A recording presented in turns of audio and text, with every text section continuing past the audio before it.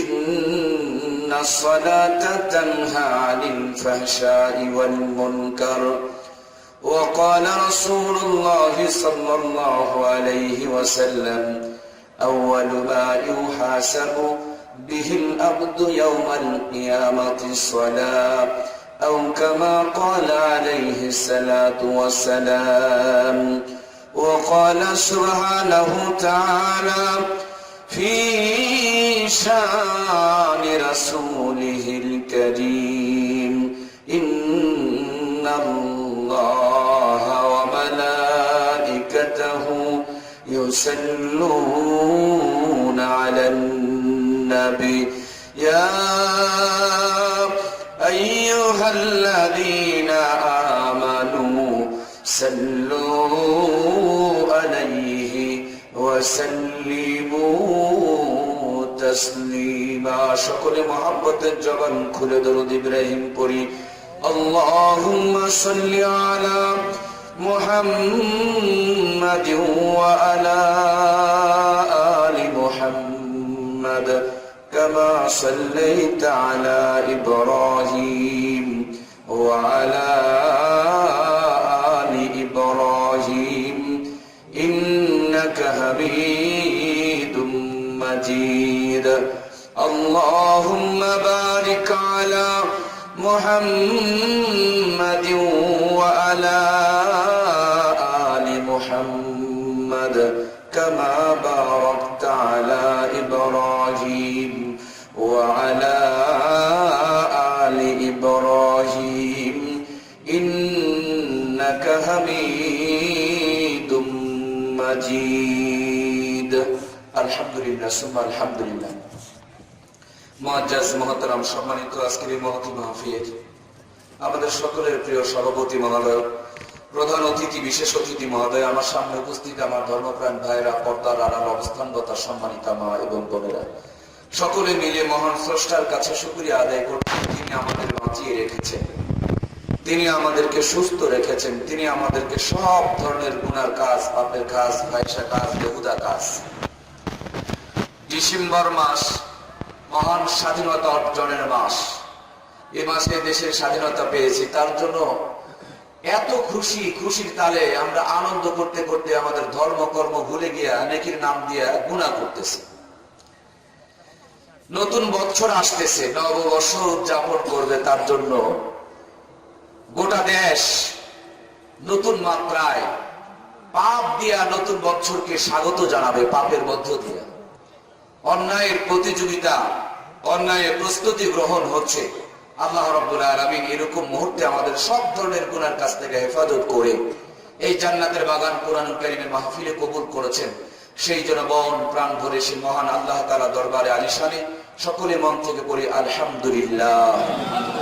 লক্ষ্য করি দরুদ ও সালাম বর্ষিত হোক সাইয়্যিদুল মুরসালিন খাতামুন নবীন জনাবে মুহাম্মদ মুস্তাফা আহমদ মুস্তাফার প্রতি সকলে জবান খুলে পড়ি সাল্লাল্লাহু আলাইহি ওয়াসাল্লাম।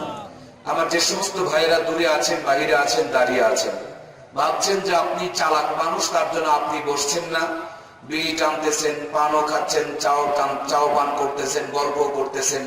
আবার অনেকে বিয়ে বাড়িতে বসে বসে র্যাপের নিচে পা ঢুকায় দেয়া গরমও নিচ্ছেন, ওয়াজও শুনতেছেন।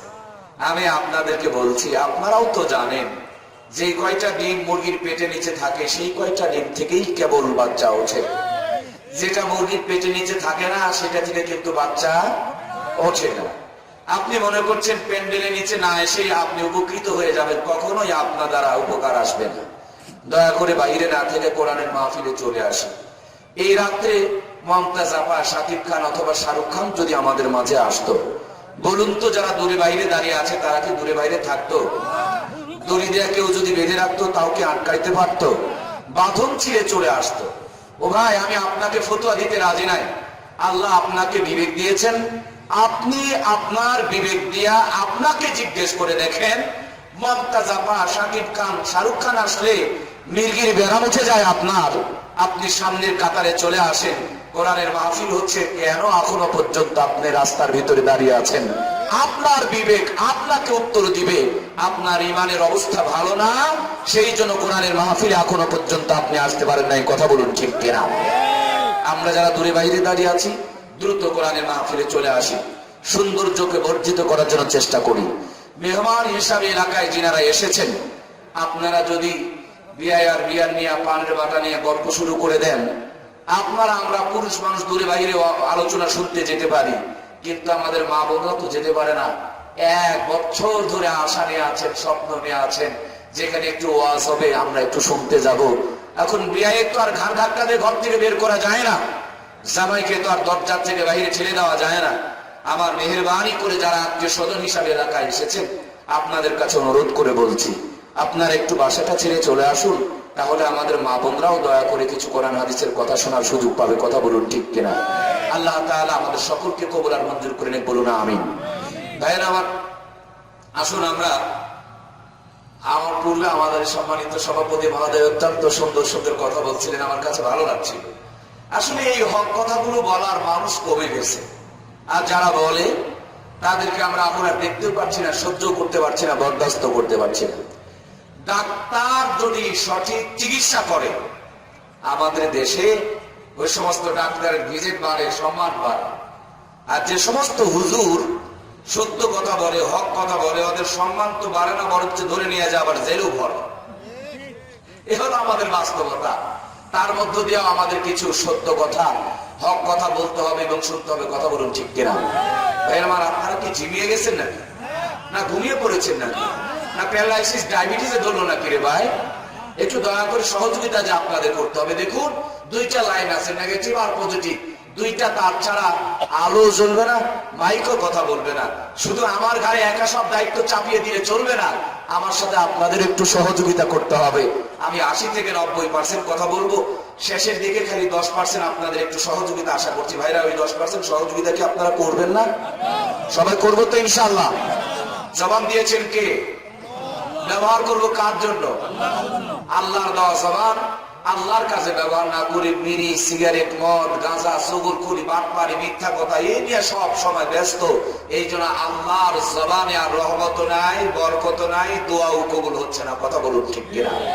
এই জন্য আল্লাহর দেওয়া জবানকে প্রথম পর্যায়ে আমরা ওয়াশ করে নিই, পরিষ্কার করে নিই, রেডি হয়ে নিই। আমরা আল্লাহর দেওয়া জবান আল্লাহর জন্য ব্যবহার করবো ইনশাআল্লাহ। একটু শক্তি বাকি রাখা যাবে না। যদি আল্লাহর দেওয়া জবানে একটু শক্তি আপনি বাকি রেখে দেন, ওইটুকু শক্তির ভিতরে প্যারালাইসিস কিংবা ডায়াবেটিস হওয়ার সম্ভাবনা আছে। কথা বলুন ঠিক কিনা? আল্লাহ বলেছেন, লা ইন শাকারতুম লা আযীদান্নাকুম ওয়া লা ইন কাফারতুম ইন্না আযাবি লাশাদীদ। যদি আমার নিয়ামতের শুকরিয়া আদায় করো, নিয়ামতকে বাড়িয়ে দিব, না শুকরিয়া আদায় যদি করো, শক্ত আযাব দিয়ে কেড়ে নিব। এই শক্ত আযাব বর্তমান জামানায় প্যারালাইসিস আর ডায়াবেটিসের আকার ধারণ করেছে। কথা বলুন ঠিক কিনা? ভাইরা আমার, আমরা কি আল্লাহর নাম জপতে জপতে দুনিয়া থেকে বিদায় নিতে চাই? তাহলে আল্লাহর দেওয়া জবানকে বন্ধ রাখবো না, সবটুকু শক্তি ব্যবহার করবো ইনশাআল্লাহ। সকলে রেডি হয়ে নিন, নারে তাকবীর। হাত বলুন আলামিন, তাহলে হাতে শক্তি পাবেন। প্যারালাইসিস, ডায়াবেটিস হাত আপনার অ্যাটাক করতে পারবে না। আল্লাহর দেওয়া শরীরের প্রত্যেকটা পশম পর্যন্ত যেন জানতে পারে আপনি আল্লাহকে ডাকছেন, আল্লাহর দেওয়া শক্তি ব্যবহার করছেন। মন প্রাণ ধরে জবানের সবটুকু শক্তি বিনিয়োগ করে যারা দূরে বাইরে দাঁড়িয়ে আছে, রাস্তা পথে ঘোরাফেরা করছে, চার দোকানে এখন পর্যন্ত চা পান করছে, তাদের যেন চেতনা ফিরে আসে যে মাহফিল চলতেছে, আর বাইরে থাকা যাবে না। সেরকম শক্তি দিয়ে আমরা তার মৃত্যুকু দিব, যাতে করে সামিয়ানা সাক্ষী হয়ে যায়, জমিনটা সাক্ষী হয়ে যায়, আশেপাশের গাছপালাগুলো আমাদের জন্য সাক্ষী হয়ে যায়, আল্লাহর দেওয়া জবান আল্লাহর কাছে যেন সাক্ষী হয়ে যায়। নারে তাকবীর, লিল্লাহে তাকবীর। দুনিয়ার মুসলিম, আওয়ামী লীগ, বিএনপি, জামাত, জাতীয় পার্টি, তাবলীগ, পাবলিক, লম্বা টুপি, খাটো টুপি, দলিন, জলিন। আলহামদুলিল্লাহ, আমরা তাকবীর যেটুকু দিয়েছি, আমার বাংলাদেশে 1 নম্বরের কারণ হলো মুসলমান আমরা গুতাগুতি নিয়ে এখন ব্যস্ত। হিন্দু, বৌদ্ধ, খ্রিস্টান, হিন্দু, বৌদ্ধ, খ্রিস্টান ধর্ম কয়টা ভাইরা? কিন্তু পরিষদ একটা। হিন্দু, বৌদ্ধ, খ্রিস্টান ধর্ম 3টা, পরিষদ যাতে করে আমাদের আজরা বাঁশও আমাদের পাশায় দিতে পারে। 3 ধর্মের লোক হয়েছে এক জায়গায়। আমরা এখনো দলিন আর জলিনে মারামারি করি, টুপি লম্বা করবো না খাটো করবো, 5 কলি করবো না 6 কলি করবো, এ নিয়ে গুতাগুতি করি। গ্রামীণ ব্যাংক, ঠেঙ্গা মারা, আশা, সবুজ সংঘ, মা বোনগুলোকে সুদের টাকা দিয়া বন্ধক নিয়ে জমজমাট ব্যবসা চালিয়ে যাচ্ছে। মুসলমানের ঘর থেকে কোরআন কেড়ে নিয়েছে, জায়নামাজ বিদায় করে দিয়েছে, মুসলমানের মা বোনকে পর্দা থেকে দূরে সরিয়ে দিয়েছে, মুসলমানের সন্তানের হাত থেকে কোরআন কেড়ে নিয়ে আগুন বাগুনের ভাইরাস ঢুকায়া মুসলমানের সন্তান রাস্তার পাশে দাঁড়ায় কুকুরের মতো প্রসার করতেছে। আমার ভাইরা, বৃহৎ স্বার্থে আর দলিন আর জল্লিন নয়। আমার পরিচয় আমি আওয়ামী লীগ আর বিএনপি নয়, আমার পরিচয় আমি মুসলিম। কথা বলুন ঠিক কিনা? মরার পরে তো সুন্দর করে দোয়া করি, বিসমিল্লাহি ওয়া আলা মিল্লাতি রাসূলুল্লাহ। মরার পরে তো একদল হয়ে গেলেন রে ভাই। মরার পরে তো আর পড়েন না বিসমিল্লাহি ওয়া আলা মিল্লাতি আওয়ামী লীগ বিএনপি, পড়েন নাকি? আছে নাকি এদিকে এরকম দোয়া আছে? বিসমিল্লাহি ওয়া আলা মিল্লাতি জামাত জাতীয় পার্টি সব বাদ দিয়ে তখন বিসমিল্লাহি ওয়া আলা মিল্লাতি। ভাই আমার কথা হলো এটাই, মরার পরে পরিবর্তন হয়ে কোনো লাভ হবে না। মরার পর তো পচা মাল, রিজেক্ট মাল, বাতিল মাল, যেই মালের দামও নাই, কামও নাই, পরিচয়ও নাই।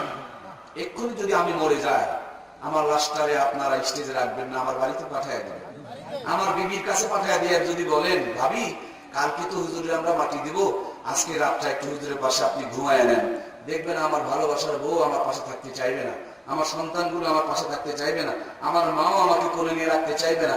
মানে বাতিল, মরা মাল, পচা মাল, রিজেক্ট মাল। আপনারা যদি বলেন যে ভালো হুজুর ছিল, বড় হুজুর ছিল, আমরা 2 দিন হুজুরটার লাশটা রেখে দেই, দেখবেন 2 দিনে পেটের গুড়ি ফেটে ফুলে ফেটে উঠবে, দুর্গন্ধ ছড়াইতে শুরু করবে। মানে 2 দিন উপরেও রাখা যাবে না। যেই মালের আর কোনো কামও নাই, দামও নাই, লাভও নাই, সেই মালকে, রিজেক্ট মালকে বলে বিসমিল্লাহি ওয়া আলা মিল্লাতি। যতক্ষণ পর্যন্ত মালের ভিতরে জান আছে, মালের দাম আছে, ততক্ষণ পর্যন্ত এই মালকে ব্যবহার করে বিসমিল্লাহি ওয়া আলা মিল্লাতি।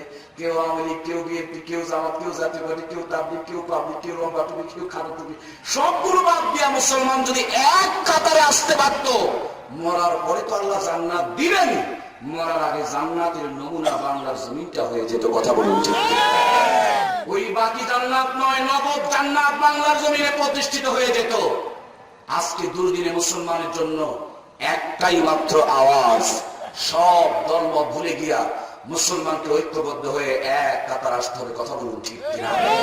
নইলে ইরাকের যেই করুণ পরিণতি, আফগানিস্তানের যেই করুণ পরিণতি, বার্মার যেই করুণ পরিণতি, সেই করুণ পরিণতি সামনে আমাদের কপালে জুটবে। কথা বলুন ঠিক কিনা? আওয়ামী লীগ আর বিএনপি, জামাত আর জাতীয় পার্টি, তাবলীগ আর পাবলিক যদি এক কাতারে থাকতো, নাস্তিক আর বেঈমানরা আমাদের উপরে মাতাব্বরি করতে পারতো না। এখন আমাদের মারামারি, গুতাগুতি, কাটাকাটি, ছিটাছিটি লাগাই দিয়েছে, আর নাস্তিকরা আমাদের ঘরে বসে আমাদেরকেই তারা আমাদের উপরে চলে চলে কন্ট্রোল করছে। কথা বলুন ঠিক কিনা?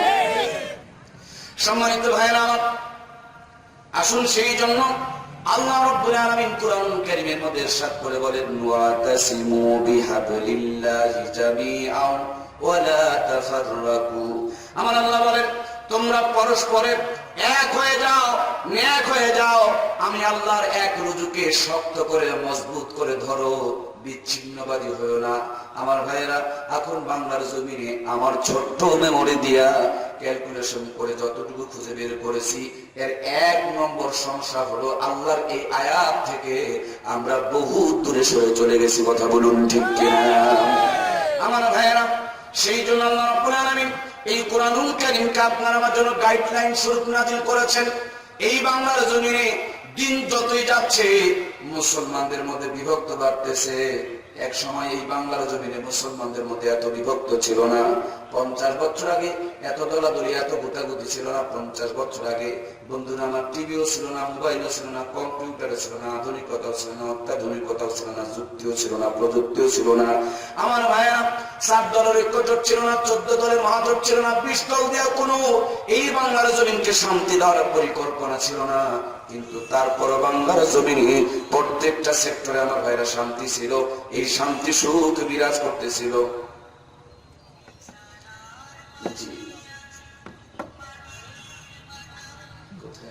জি, মোবাইল গুলো, সিম কার্ড গুলো খুলে নিন। যারা মোবাইল স্টেজে দিবেন, ফোন আসলে বর্তমান মাহফিলে আলোচনা শেষ হয়ে যাবে।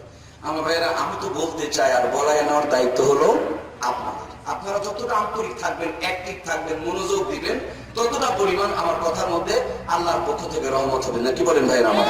আমি তো রেকর্ডিং করা ক্যাসেট নয় যে জুড়ে দিলে খালি বাজতে থাকবে, আমাকে বাজায় নিতে হবে। আপনারা পরিবেশ তৈরি করে হানা সহযোগিতা করে আমার থেকে এই কথাগুলো বের করে নেওয়ার দায়িত্ব হলো আপনাদের। ইনশাআল্লাহ আল্লাহ তাআলা আমাদের সকলকে কবুল করুন, বলুন আমিন। আমরা আজকে আলোচনা করব নামাজকে সামনে রেখে। 50 বছর আগে আমাদের কাছে যা ছিল, 50 বছরের ব্যবধানে আমাদের কাছে তার চেয়ে অনেক কিছু বিপ্লব হয়েছে, কিন্তু শান্তি, রহমত, বরকত, কল্যাণ এই নিয়ামতগুলো এখন আমাদের কাছ থেকে বিদায় নিয়ে চলে গেছে। কথা বলুন ঠিক কিনা? 50 বছর আগে এই রাস্তাঘাট, দোকানপাট, ফ্রিজ, কম্পিউটার, মোবাইল এত কিছু ছিল না, কিন্তু 50 বছর আগে আমরা এই সমাজে, এই দেশে, এই পরিবেশে আল্লাহর পক্ষ থেকে রহমত, বরকত, শান্তি, কল্যাণ যেগুলো আমাদের মুরব্বীরা দেখেছে, এখন এগুলো কম্পিউটার দিয়ে আর সন্ধান করে খুঁজে পাওয়া যাচ্ছে। সম্মানিত ভাইয়েরা আমার, সেই জন্য আল্লাহ রাব্বুল আলামিন এই কুরআনুল কারীমকে নাযিল করেছেন, আর এই কুরআনুল কারীমের মধ্যে কারণগুলো পর্যন্ত উল্লেখ করে দিয়েছেন। আল্লাহ বলেন, জাহারাল ফাসাদু ফিল বাররি ওয়াল বাহরি বিমা কাসাবাত আইদিন নাস। জলে এবং স্থলে যত পরিমাণ শান্তি দেখছো, আল্লাহ বলেন সব হলো মানুষের কামাই করা হাতের ফসল। আজ আমাদের প্রত্যেকটা খাবারের মধ্যে স্বাদ চলে গেছে, তার পিছনে আমাদের পাপের ফসল। প্রত্যেকটা সেক্টর থেকে রহমত বিদায় নিয়ে চলে গেছে, এটাও আমাদের পাপ আর অন্যায়ের ফসল। পানির নিয়ার নিচের দিকে কমে গিয়েছে, এর পিছনে একমাত্র কারণ হলো আমাদের পাপের ফসল। 6 বছরের শিশু কন্যা থেকে নিয়ে 60 বছরের বৃদ্ধা মহিলা ধর্ষিত হচ্ছে, এটাও একমাত্র কারণ হলো আমাদের পাপের ফসল। আর এই পাপ থেকে বাঁচানোর জন্য আল্লাহ যতগুলো নিয়ামত দান করেছেন, সবচেয়ে দামি নিয়ামত, উত্তম নিয়ামতের নাম হলো নামাজ। আমি আপনাদের খেদমতে আল্লাহর কুরআনুল কারীমের 6666 আয়াতের ভিতর থেকে অত্যন্ত সংক্ষিপ্ত করে ছোট্ট একটা আয়াতে কারিমা তেলাওয়াত করেছি। ওই আয়াত, ওই সাবজেক্টের উপরে কোরআনের ভিতরে আরো 81 খান আয়াত আমার আল্লাহ তাআলা নাযিল করেছেন। একবার যদি আমার আল্লাহ নামাজের কথা বলতেন, নামাজ ফরজ হয়ে যেত। 82 বার আল্লাহর পক্ষে নামাজের কথা বলার প্রয়োজন ছিল না। তারপর আল্লাহ 82 বার নামাজের তাগিদ দিয়ে নামাজের কথা বলে প্রমাণ করেছেন, আমার আল্লাহর কাছে নামাজের চাইতে দামি আর কোনো ইবাদত নাই। যত নিয়ামতকে আল্লাহ দান করেছেন জিবরাইল আমিনের মাধ্যম দিয়া, কিন্তু শুধুই মাত্র, কেবলমাত্র একমাত্র নামাজ, কোন মাধ্যম নয়। ডাইরেক্টলি তার বন্ধুকে দাওয়াত দিয়া আর শাহজিমি নিয়া আল্লাহ রাব্বুল আলামিন 27 বছর মেরাজ করায়া বিশ্ব নবীর মাধ্যমে এই নামাজের উপহার হাদিয়া দান করেছেন। সুবহানাল্লাহ। আমার ভাইয়া, নবীর জীবনে মেরাজ হয়েছে একবার, কিন্তু আল্লাহর হাবিব আমাদের জন্য প্রতিদিন মেরাজের ফয়সালা করে এসেছেন কয়বার? 5 বার। আমার বন্ধুরা, এই নামাজ আল্লাহ যতগুলো নিয়ামত দান করেছেন তার মধ্যে দামি নিয়ামত।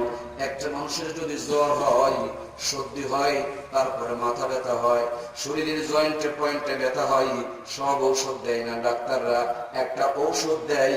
এই ঔষধের নাম হলো অ্যান্টিবায়োটিক। এক ঔষধের নানান নাম তার হলো অ্যান্টিবায়োটিক। আজ পাপে ধরা, ঘুমে ধরা বিশ্বব্যাপী মুসলমানদের অধঃপতনের পিছনে যতগুলো অবক্ষয় বিরাজ করছে, আমার আল্লাহ নামাজ নামক যে নিয়ামত খানা দান করেছেন, পৃথিবীর সব মুসলমানগুলো নামাজের মতন যদি নামাজি হয়ে যেতে পারে, এই নামাজের মধ্য দিয়ে টোটাল পৃথিবীর চিত্র পরিবর্তন করা যেতে পারে। কথা বলুন ঠিক কিনা? সাহাবায়ে ইকরামের ময়দানে যেমন রক্ত ঝরেছে, নামাজে দাঁড়িয়ে দাঁড়িয়ে চোখের পানিগুলো ছেড়ে দিয়েছে। ভাইয়ের আমার, একটা লাইন দিয়ে জীবনে কোনোদিন আপনি আলো জ্বালাইতে পারবেন না। নেগেটিভ যেমন লাগবে, পজিটিভেরও তেমন দরকার রয়েছে। ময়দানে রক্তের দরকার আছে, সংগ্রামের দরকার রয়েছে, আত্মত্যাগের দরকার রয়েছে। সঙ্গে সঙ্গে গভীর রাত্রে তাহাজ্জুদ করে করে আমার আল্লাহর কাছে চোখের পানিরও দরকার আছে। কথা বলুন ঠিক কিনা?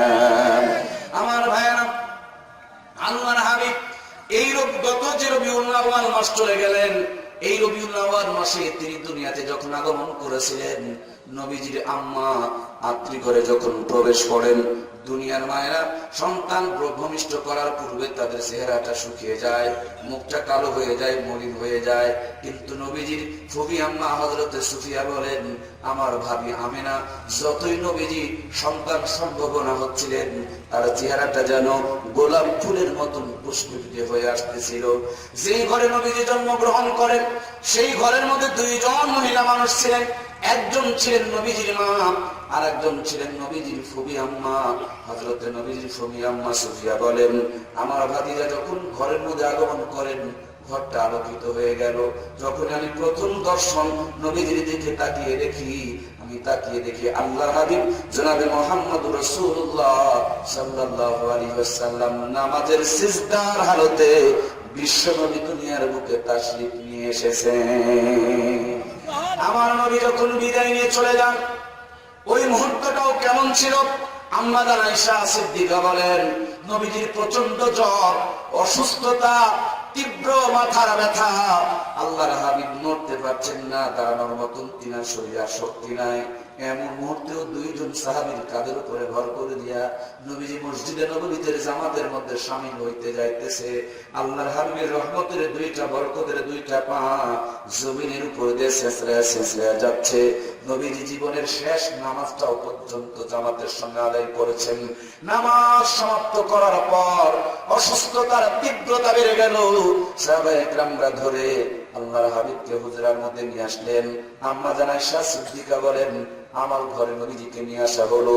নবীজির পা মুবারক পূর্ব দিকে আর মাথা মুবারক পশ্চিম দিকে দিয়া আমি আয়েশা আমার কোলের মধ্যে বিশ্ব নবীর মাথা মুবারককে তুলে দেওয়া হলো। আমি তাকিয়ে দেখি নবীজির কপালগুলো ঘামতেছে, চোখ থেকে পানিগুলো গড়ে গড়ে বইতেছে। আল্লাহর হাবিবের এমন দুর্দশা দেখে সাহাবায়ে কেরামরা বড় পেরেশান হয়ে গেছে। মনে হয় আর নবীজিকে দুনিয়াতে আমরা ফিরিয়ে পাবো না। আমার ভাইরা, এমন এক পর্যায়ে নামাজের ওয়াক্ত হয়ে গেল। হযরত বেলাল মিনারে চলে আযান দিয়ে দিলেন। আযানের পর থেকে নিয়ে সাহাবায়ে কেরামরা আরো পেরেশান ফিল করতে শুরু করলেন, হয়তোবা নবীজিকে আর জামাতের মধ্যে আমরা পাবো না। এমন একটা পর্যায়ে নামাজের সময় যখন অতিবাহিত হয়ে যাচ্ছিল, সাহাবায়ে কেরামরা পরামর্শ করে হযরত আবু বকরকে ইমাম বানায়া নামাজের মধ্যে দাঁড়ায়া প্রথম যে তাকবীর বলা হয়, এই তাকবীরের নাম হলো তাকবীরে তাহরিমা। তার মানে বাংলা অর্থ হলো হারাম তাকবীর। দুনিয়াতে যত তাকবীর বলেছেন সব তাকবীর হলো হালাল। নামাজে দাঁড়িয়ে প্রথম যে তাকবীর বলেন, এই তাকবীরের নাম হলো হারাম। এই দুনিয়াতে শরীরে যত পোশাক পরেছেন সব পোশাকগুলো আপনার আমার জন্য হালাল, কিন্তু হজের জন্য নিয়ত করে শরীরে দুইটা কাপড়ের কাপড় জড়িয়ে যখন আপনি বলবেন লাব্বাইক আল্লাহুম্মা লাব্বাইক ইন্নাল হামদা ওয়ান নি'মাতা লাকা ওয়াল মুলক লা শারীকা লাক, এই তাকবীর বলার পর শরীরে যে দুইটা টুকরা কাপড়ের কাপড় আপনি জড়িয়েছেন, দুনিয়ার সব পোশাকগুলো হালাল, কিন্তু এই দুই টুকরা কাপড়ের কাপড়ের নাম হলো ইহরামের কাপড়, মানে হারাম কাপড়। এই পৃথিবীর বুকে যতগুলো জায়গা আমার আল্লাহ সৃজন করেছেন, সৃষ্টি করেছেন, প্রত্যেকটা জায়গার নাম হালাল, কিন্তু তিনটা মসজিদের সীমানাকে আল্লাহ তাআলা এত বরকতময় করেছেন, ওই তিন মসজিদের সীমানার নাম হলো হারাম শরীফ। এর এক নম্বর হলো বাইতুল মুকাদ্দাস, মুসলমানের প্রথম কিবলা, জেরুজালেমে যেটা অবস্থিত।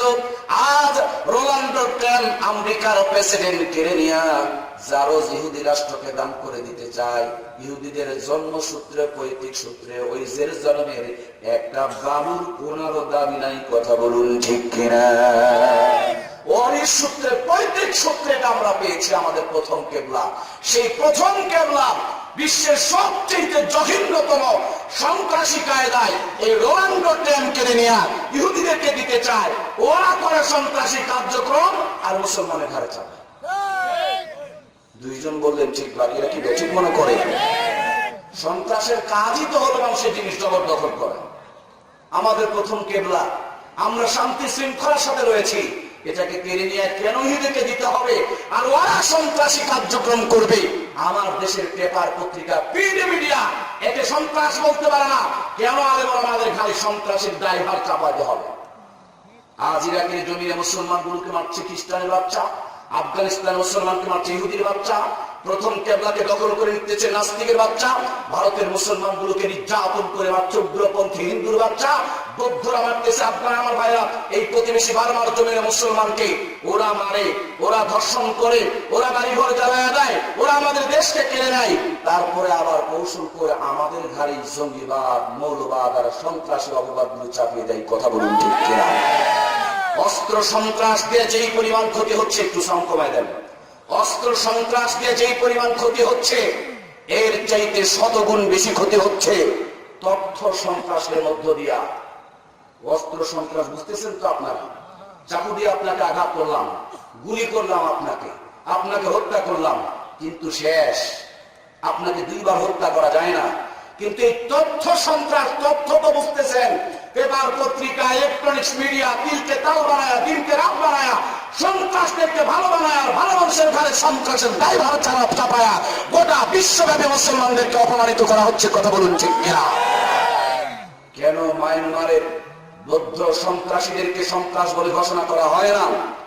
কোথাও কুকুর মরে গেলে পারে মানবাধিকার তোমরা যখন নিন্দা করো, জাতিসংঘ তোমরা যখন প্রতিবাদ জানাও, তখন কুকুর মারা বন্ধ হয়ে যায়। কিন্তু মুসলমানদেরকে মারতেছে, তোমরা যত নিন্দা করো তত মারে। ঘটনাটা কি? জীবনভর তো আমরা শুনেছি গাছের গোড়া কেটে দিয়ে উপরে পানি ঢালা। আজ বিশ্বব্যাপী সমস্ত নাস্তিকের বাচ্চারা ঐক্যবদ্ধ হয়েছে, গাছের গোড়া কেটে দিয়া মিশায় মিশায় উপরে পানি ঢালতেছে, আর ওদের অপরাধ গুলো মুসলমানের ঘরে চাপাইতেছে। কথা বলুন ঠিক কিনা?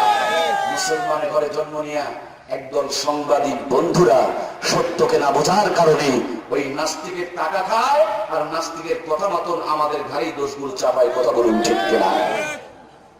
সম্মানিত প্রাণের ভাইয়েরা, আমি আলোচনা করছিলাম আপনাদের খেদমতে, এই নামাজে দাঁড়িয়ে প্রথম যেই তাকবীর বলা হয়, এই তাকবীরের নাম হলো তাকবীরে তাহরিমা। হজের জন্য শরীরে যে দুই টুকরা কাপড় পরা হয়, এই কাপড় দুই টুকরার নাম হলো এহরামের কাপড়।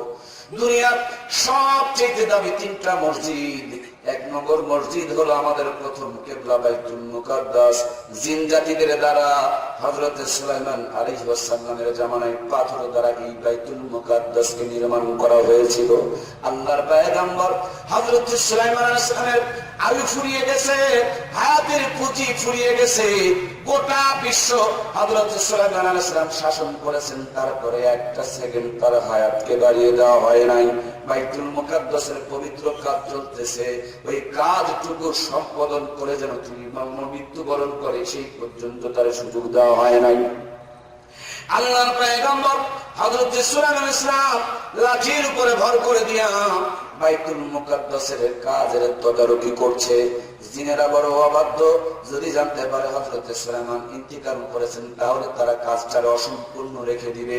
আল্লাহর পয়গম্বর লাঠির উপরে ভর দিয়ে আছে, এমন মুহূর্তে মালাকুল মউত তার সামনে হাজির হয়ে গেছে। আমার আল্লাহ বলেন, ইজা জাআ আজালুহুম লা ইস্তাখিরুনা সাআতাও ওয়ালা ইস্তাকদিমুন। মরণ থেকে যতই পালাও মরণ তোমায় লইবে গিরি, যদিও সুদূর আকাশ পরে লুকাও সেটাই লাগিয়ে সিঁড়ি। আমার ভাইয়েরা, আমাদের জাতির প্রিয় আমাদের সুলাইমান আলাইহিস সালামের হায়াত যখন ফুরিয়ে গেছে, আল্লাহর ফেরেশতা আজরাইল আলাইহিস সালাম তার জীবনটাকে কবজ করে নিয়ে চলে গেছে। কিন্তু হযরত সুলাইমান আলাইহিস সালাম লাঠির উপরে ভর করে দাঁড়িয়ে রয়েছেন। জিন জাতিরা মনে মনে ভাবছেন, ওই তো সুলাইমান দাঁড়িয়ে আছে, তার মানে আমাদের বেয়াদবি করা যাবে না। বাইতুল মুকাদ্দাসের কাজ যখন পরিপূর্ণ হয়ে গেছে, পিপুলিকা আর ওই পোকাই ওই লাঠির খুঁটিটার গোড়ার মধ্যে ধরেছে। লাঠির খুঁটিটার গোড়া যখন খেয়ে ফেলেছে, এবার সুলাইমান আলাইহিস সালাম জমিনের মধ্যে পড়ে গেছে। জিনেরা মেরে দেখে অনেক দিন আগে আল্লাহর পয়গম্বর হযরত সুলাইমান ইন্তিকাল করেছেন। কিন্তু বাইতুল মুকাদ্দাসের কাজকে সম্পূর্ণ করার জন্য মরার পর আল্লাহ রাব্বুল আলামিন হযরত সুলাইমান আলাইহিস সালামকে জাগ্রত রেখে দিয়েছিলেন সেই বাইতুল মুকাদ্দাস, যেখানে আমাদের নবী মেরাজের রজনীতে যাওয়ার সময় সমস্ত আম্বিয়া ইকরামদেরকে নিয়ে 2 রাকাত নামাজের ইমামতি করেছেন। অসংখ্য সাহাবা ইকরাম, অসংখ্য আউলিয়া ইকরাম, এমনকি 70,000-এর মতো নবী আলাইহিস সালামদের কবর রয়েছে। প্রত্যেকটা বালুর কোণা, প্রত্যেকটা পাথরের কোণায় সাহাবা ইকরাম নবী আলাইহিস সালামদের রক্ত, ঘাম এবং স্মৃতিগুলো জড়িত রয়েছে। বন্ধুরা আমার, আমরা বলে থাকি পিপলিকারা যখন মরার সময় হয় তখন নাকি পিপলিকারা ডানা গজায় আর আলোর মধ্যে লাফালাফি শুরু করে দেয়। ওই লাফালাফি দেখেই বোঝা যায় পিপলিকার মৃত্যুর সময় ঘনিয়ে এসেছে। ও মুসলমান, পেরেশান হওয়ার কোনো কারণ নাই। বিশ্বব্যাপী মুসলমানদের উপরে যে নির্যাতন চলছে, ওই নির্যাতন করতে করতে ওরা প্রথম কিবলা বাইতুল মুকাদ্দাসে যখন হাত দিয়েছে, ইতিহাস প্রমাণ করে কোরআনকে কেউ নিঃশেষ করতে পারে না, ইসলামকে কেউ শেষ করে দিতে পারে নাই। বরঞ্চ যারা এই কোরআন আর ইসলামকে মুছে দিতে এসেছে, দুনিয়া থেকে তাদের নাম নিশানা মুছে গেছে। কথা বলুন ঠিক কিনা? আগামী দিনে মুসলমানদের বিজয় অপেক্ষা করছে। সেই জন্য মুসলমানকে নামাজ ধরতে হবে, ঐক্যবদ্ধ হতে হবে, বাতিলের বিরুদ্ধে সংগ্রাম করার জন্য প্রতিযোগিতার ময়দানে আমাদেরকে আসতে হবে। আমার প্রাণের ভাইয়েরা, এই প্রথম কিবলা বাইতুল মুকাদ্দাসের সীমানা যেটা রয়েছে, এই সীমানার ভিতরে নাম কেমন আল্লাহ তাআলা হারাম শরীফ বলেছেন। মসজিদে নববী, যেখানে আপনারা আমার কলিজার টুকরা মায়ার নবী বিশ্ব নবী ঘুমিয়ে আছেন, ওই মসজিদে নববীর যে সীমানা আছে, এই সীমানার ভিতরের অংশটাকে বলা হয় হারাম শরীফ। এতটাই পবিত্র আমার আল্লাহ বানিয়েছেন, একটা নেকি যদি করেন ওই মদিনা শরীফের বরকতের কারণে এক নেকি আল্লাহ তাআলা 50,000 গুণ বাড়িয়ে দেবে। আল্লাহর ঘর খানায়ে কাবা যেথায় অবস্থিত, সেই পবিত্র ঘরের সম্মাননাকে আমার আল্লাহ তাআলা এতটাই পরিমাণ বাড়িয়ে দিয়েছেন। খানায়ে কাবার ইজ্জতের খাতিরে এখানে একটা নেকি যদি আপনি অর্জন করেন, এক নেকির বিনিময়ে আল্লাহ তাবারক তাআলা 1 লক্ষ সওয়াব তার বান্দারে দান করে দিবেন। নামাজের প্রথম দাঁড়িয়ে যেই তাকবীর বলেন, কেন এই তাকবীরের নাম হলো তাকবীরে তাহরিমা? নামাজে দাঁড়ানোর আগে আপনাকে কেউ যদি ডাক দেয় সলিমুদ্দিন, আপনি পিছন দিকে ফিরে বলতে পারবেন কে কি বলতেছেন। কেউ যদি সালাম দেয়, সালামের আপনি উত্তর দিতে পারবেন। আপনার শরীরের মধ্যে কোনো সমস্যা হলে সেটার সমাধান আপনি সৃষ্টি করতে পারবেন। কিন্তু নামাজে দাঁড়িয়ে দুইখানা হাত কাঁধ বরাবর উত্তোলন করে আল্লাহর কাছে সারেন্ডার করে যখন বলবেন আল্লাহু আকবার, ওই তাকবীর বলার আগে যে কাজগুলো আপনার জন্য হালাল ছিল, তাকবীর বলার পর আর নরমাল কোন কাজ আপনার আমার জন্য হালাল নাই। সালামের আগ পর্যন্ত যা কিছু করবেন সব হবে আপনার আমার আল্লাহর। যতক্ষণ পর্যন্ত নামাজে দাঁড়িয়েছেন ততক্ষণ পর্যন্ত এই তাকবীর বলার পর থেকে নিয়ে নরমাল হালাল কাজগুলো হারাম হয়ে গেছে। প্রাণের বিবি আপনার জন্য এখন আর হালাল নাই, সালামের উত্তরে দাও আপনার জন্য হালাল নাই, আপনি একটু খাবেন সেটা আপনার জন্য হালাল নাই। ওই তাকবীরের মধ্য দিয়ে আপনার হালাল গুলোকে আপনি হারাম করে দিয়েছেন, পার্থক্য করে দিয়েছেন। বান্দা যখন নামাজে দাঁড়িয়ে দুইখানা হাত উত্তোলন করে আল্লাহু আকবার বলে আল্লাহর কাছে সারেন্ডার করে দেয়, তখন বান্দা আর আল্লাহর মাঝে দ্বিতীয় কোনো পার্থক্য থাকে না। আল্লাহর হাবিব বলেন, তুমি যখন নামাজে দাঁড়াবা মনে মনে ভাববা আল্লাহ তোমারে দেখতেছে, আর তারপরে যদি তোমার ইমানের মাত্রা সেই পরিমাণ না হয়, তাহলে ভেবে নিও তুমি আল্লাহরে দেখতে পাচ্ছ না, তারপর আল্লাহ কিন্তু তোমারে দেখতেছে। ভাইরা আমার, যখনই আপনি নামাজে দাঁড়িয়েছেন, আপনি পার্বতীপুরের কোন মসজিদে সিজদা করেন নাই, আপনি আল্লাহর কুদরতি কদমের উপরে, কুদরতি পায়ের উপরে সিজদা করতেছেন। যখন আপনি নামাজে দাঁড়াবেন মনে মনে ভেবে নিবেন এই নামাজ আমার জীবনের শেষ নামাজ হইতে পারে। সুতরাং নামাজে দাঁড়ানো মাত্র আপনি পিছন দিকে ভেবে নিবেন আজরাইল দাঁড়িয়ে আছে, হয়তো বা নামাজ আমার জীবনের শেষ নামাজ, এই নামাজের পর আমার জিন্দগি তার কোন নামাজ সুযোগ নাও আসতে পারে। এরকম কোন মানসিকতা নিয়ে কোন আল্লাহর বান্দা যদি নামাজ পড়ে, নিশ্চয় এই নামাজটা মেরাজুল মুমিনিন, মুমিনের মেরাজের মতনই হবে। কথা বলুন ঠিক কিনা? আমার ভাইয়া, এই নামাজ যদি কবুল হয়ে যায়, নামাজ আপনাকে জান্নাতে নিয়ে যাবে। নামাজ যদি বিফলে চলে যায়, নামাজির মুখের মধ্যে নিক্ষিপ্ত করে নামাজিকে জাহান্নামের মধ্যে নিক্ষিপ্ত করে দেওয়া হবে। বন্ধুরা আমার, আল্লাহর হাবিব বলেন দুনিয়াতে বহুত চোর আছে, সবচাইতে বড় চোর হলো নামাজ চোর। সাহাবায়ে কেরামরা আরজ করলেন, ইয়া রাসূলুল্লাহ, ইয়া হাবিবাল্লাহ, নামাজ আবার কেমনে মানুষ চুরি করে? আল্লাহর নবী বলেন, মুরগি ধান খাওয়ার জন্য ঠক ঠক করে যেমন মাথা ঢুকাই, যেইভাবে আমরা শহর বন্দরে প্রত্যেকটা ক্ষেত্রে নামাজ আদায় করি, ওই নামাজের নাম হলো নামাজ চোর। এটা নামাজ মেরাজ না, এই নামাজ জান্নাতে নিবে না, বরঞ্চ এই নামাজ বিপদের কারণ হয়ে দাঁড়ায়। কথা বলুন ঠিক কিনা? আমার সম্মানিত ভাইয়েরা, আল্লাহর হাবিব মর্যাদা হচ্ছে মক্কা, আম্মা আয়েশা সিদ্দিকার কোলে নবীর মাথা।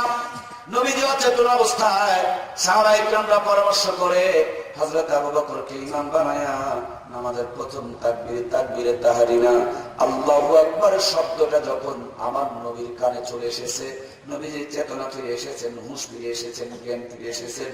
নবী আমার চোখ দুইটা মিলিয়ে তাকিয়ে দেখেন ডানে বামে কোন সাহাবায়ে কিরাম নাই। আম্মা জান আয়েশা সিদ্দিকার চোখের মধ্যে পানিগুলো শুধু ছলছল করছে। আমার নবী ডাক দেবেন, আয়েশা আমার আদরের সাহাবায়ে কিরামরা কোথায় গিয়েছেন?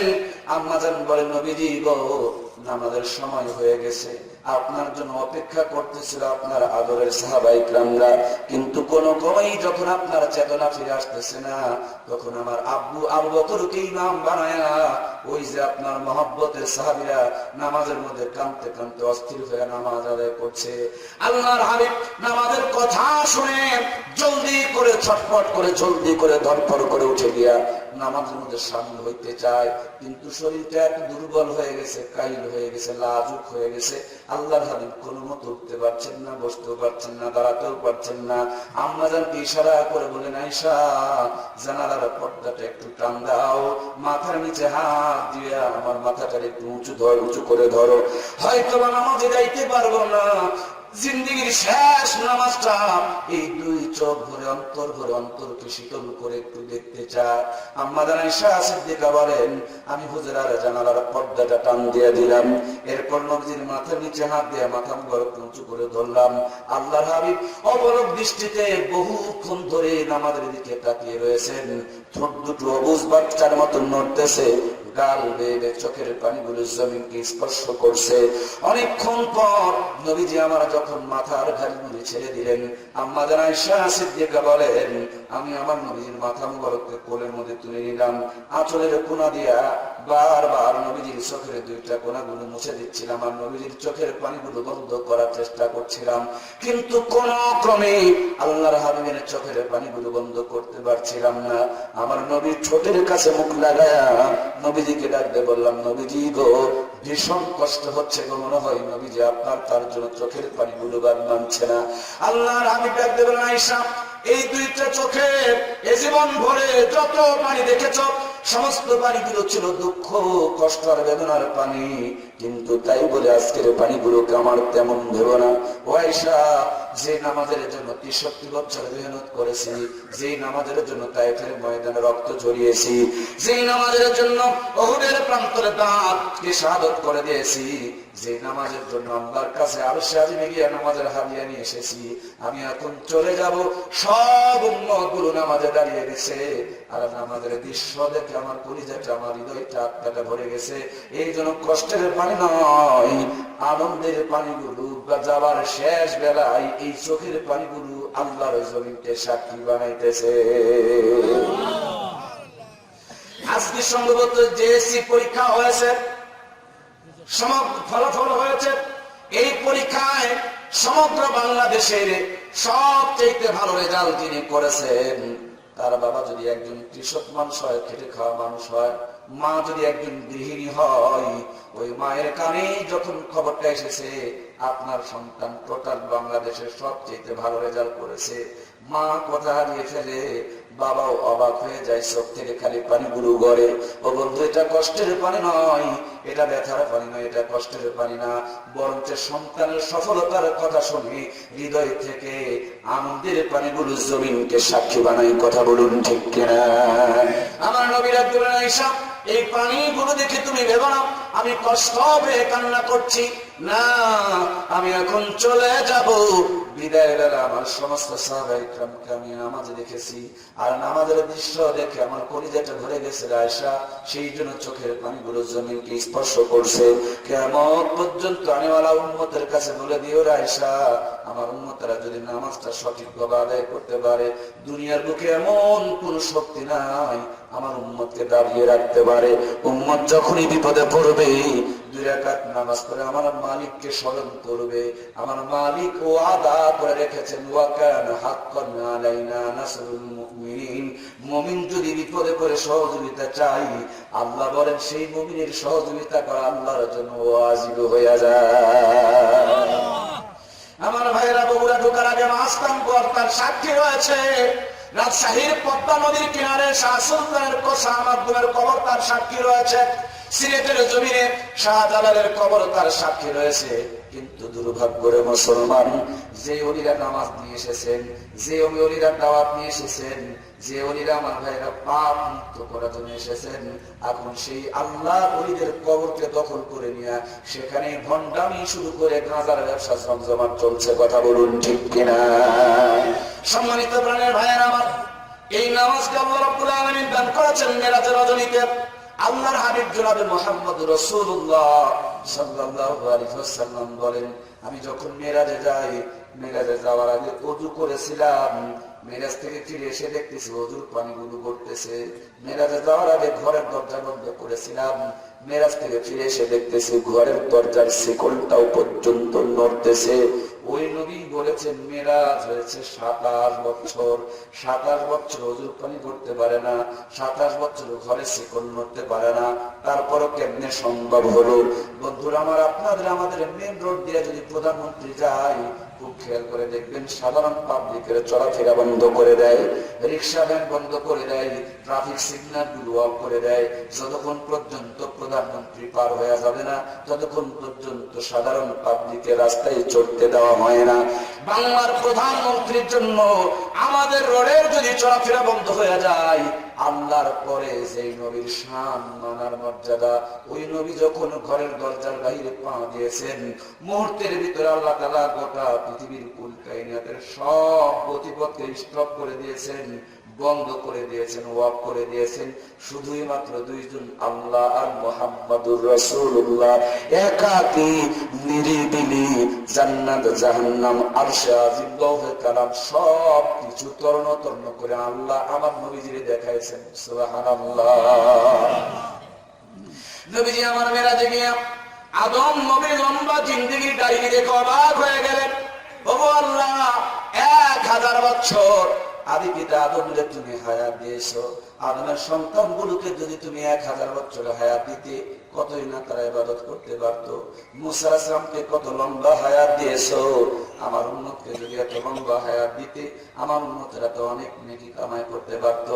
যে প্রশ্নটা আমাদের মাথার মধ্যে ঘুরপাক খায়, কথা বলুন ঠিক কিনা ভাইরা আমার?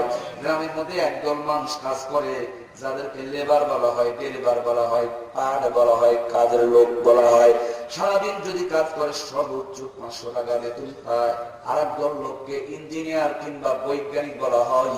এই লোকগুলো দেখবেন সচরাচর ঢাকায় কিংবা দেশের বাইরে বসবাস করে।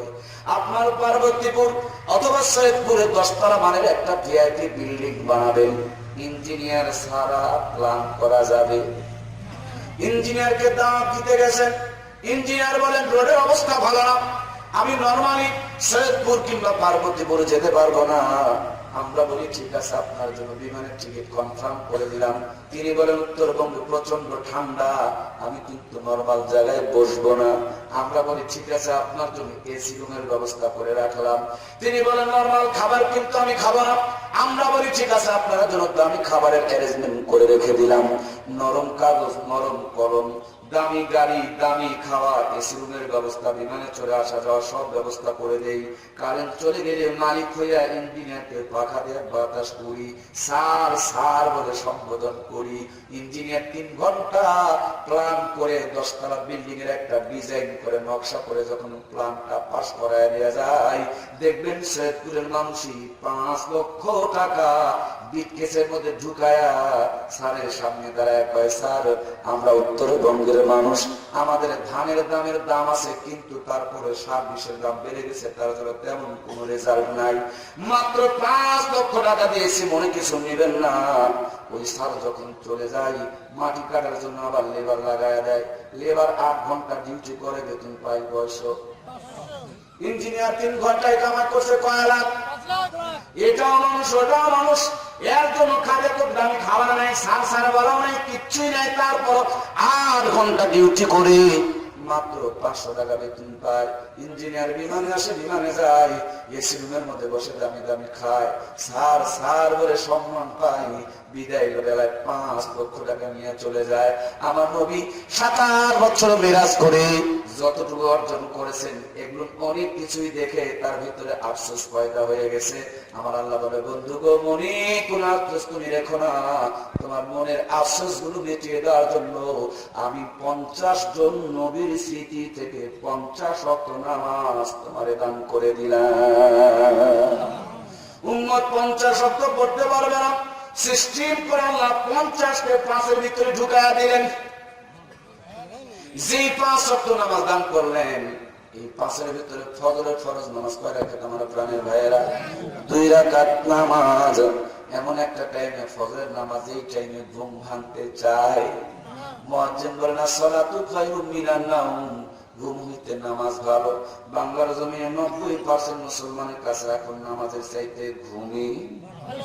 এই যে মোবাইল বের হয়েছে বাবারে, স্ক্রিন টাচ, খালি ঠেলা ঠেলি গুতাগুতি করতে রাত 12টা 1টা বেজে যায়। মুয়াজ্জিন যখন আযান দেয় ঘুমের মজায় আলাদা, কথা বলেন ঠিক কিনা? 2-4টা রিজেক্ট মার্কা বুড়া মানুষগুলো নামাজে যায়। 90% মুসলমানের সন্তানদের টানলে সুন্দর করে ঘুমায়া যায়। নামাজের কতটুকু গুরুত্ব মুসলমানের কাছে জানা নাই।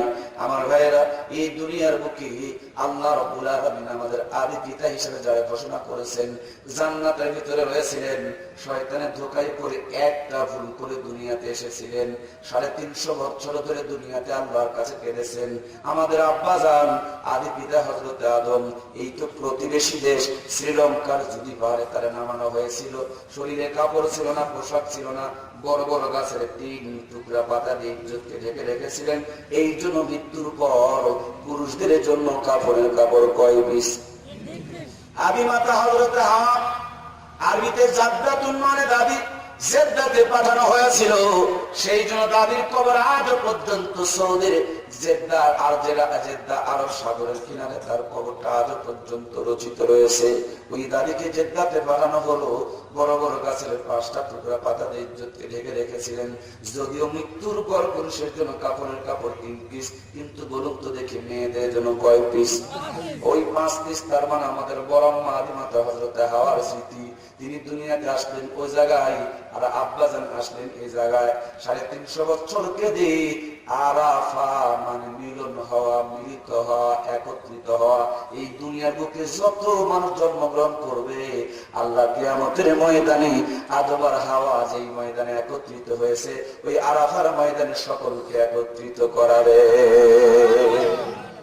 দক্ষিণ দিক থেকে আম্মাজান হযরত হাওয়া, উত্তর দিক থেকে আব্বুজান হযরত আদম, 2 জন মিলে এই আরাফার ময়দানে ছোট্ট একটি পাহাড়, এই পাহাড়ের মাথায় একত্রিত হয়েছেন। আদম আর হাওয়ার একত্রিত হওয়ার কারণে ওই ময়দানের নামকে পরিবর্তন করে আল্লাহ তাআলা আরাফার ময়দান করে দিয়েছেন। যে পাহাড়ে একত্রিত হয়েছেন ওই পাহাড়ের নাম আরাফার ময়দানে জাবালে রহমত মানে রহমতের পাহাড় নামকরণ করে দিয়েছেন। মাগরিব পর্যন্ত আমাদের আব্বা আর আম্মা একে অপরকে বুকে জড়িয়ে ধরে ধরে কেঁদেছেন।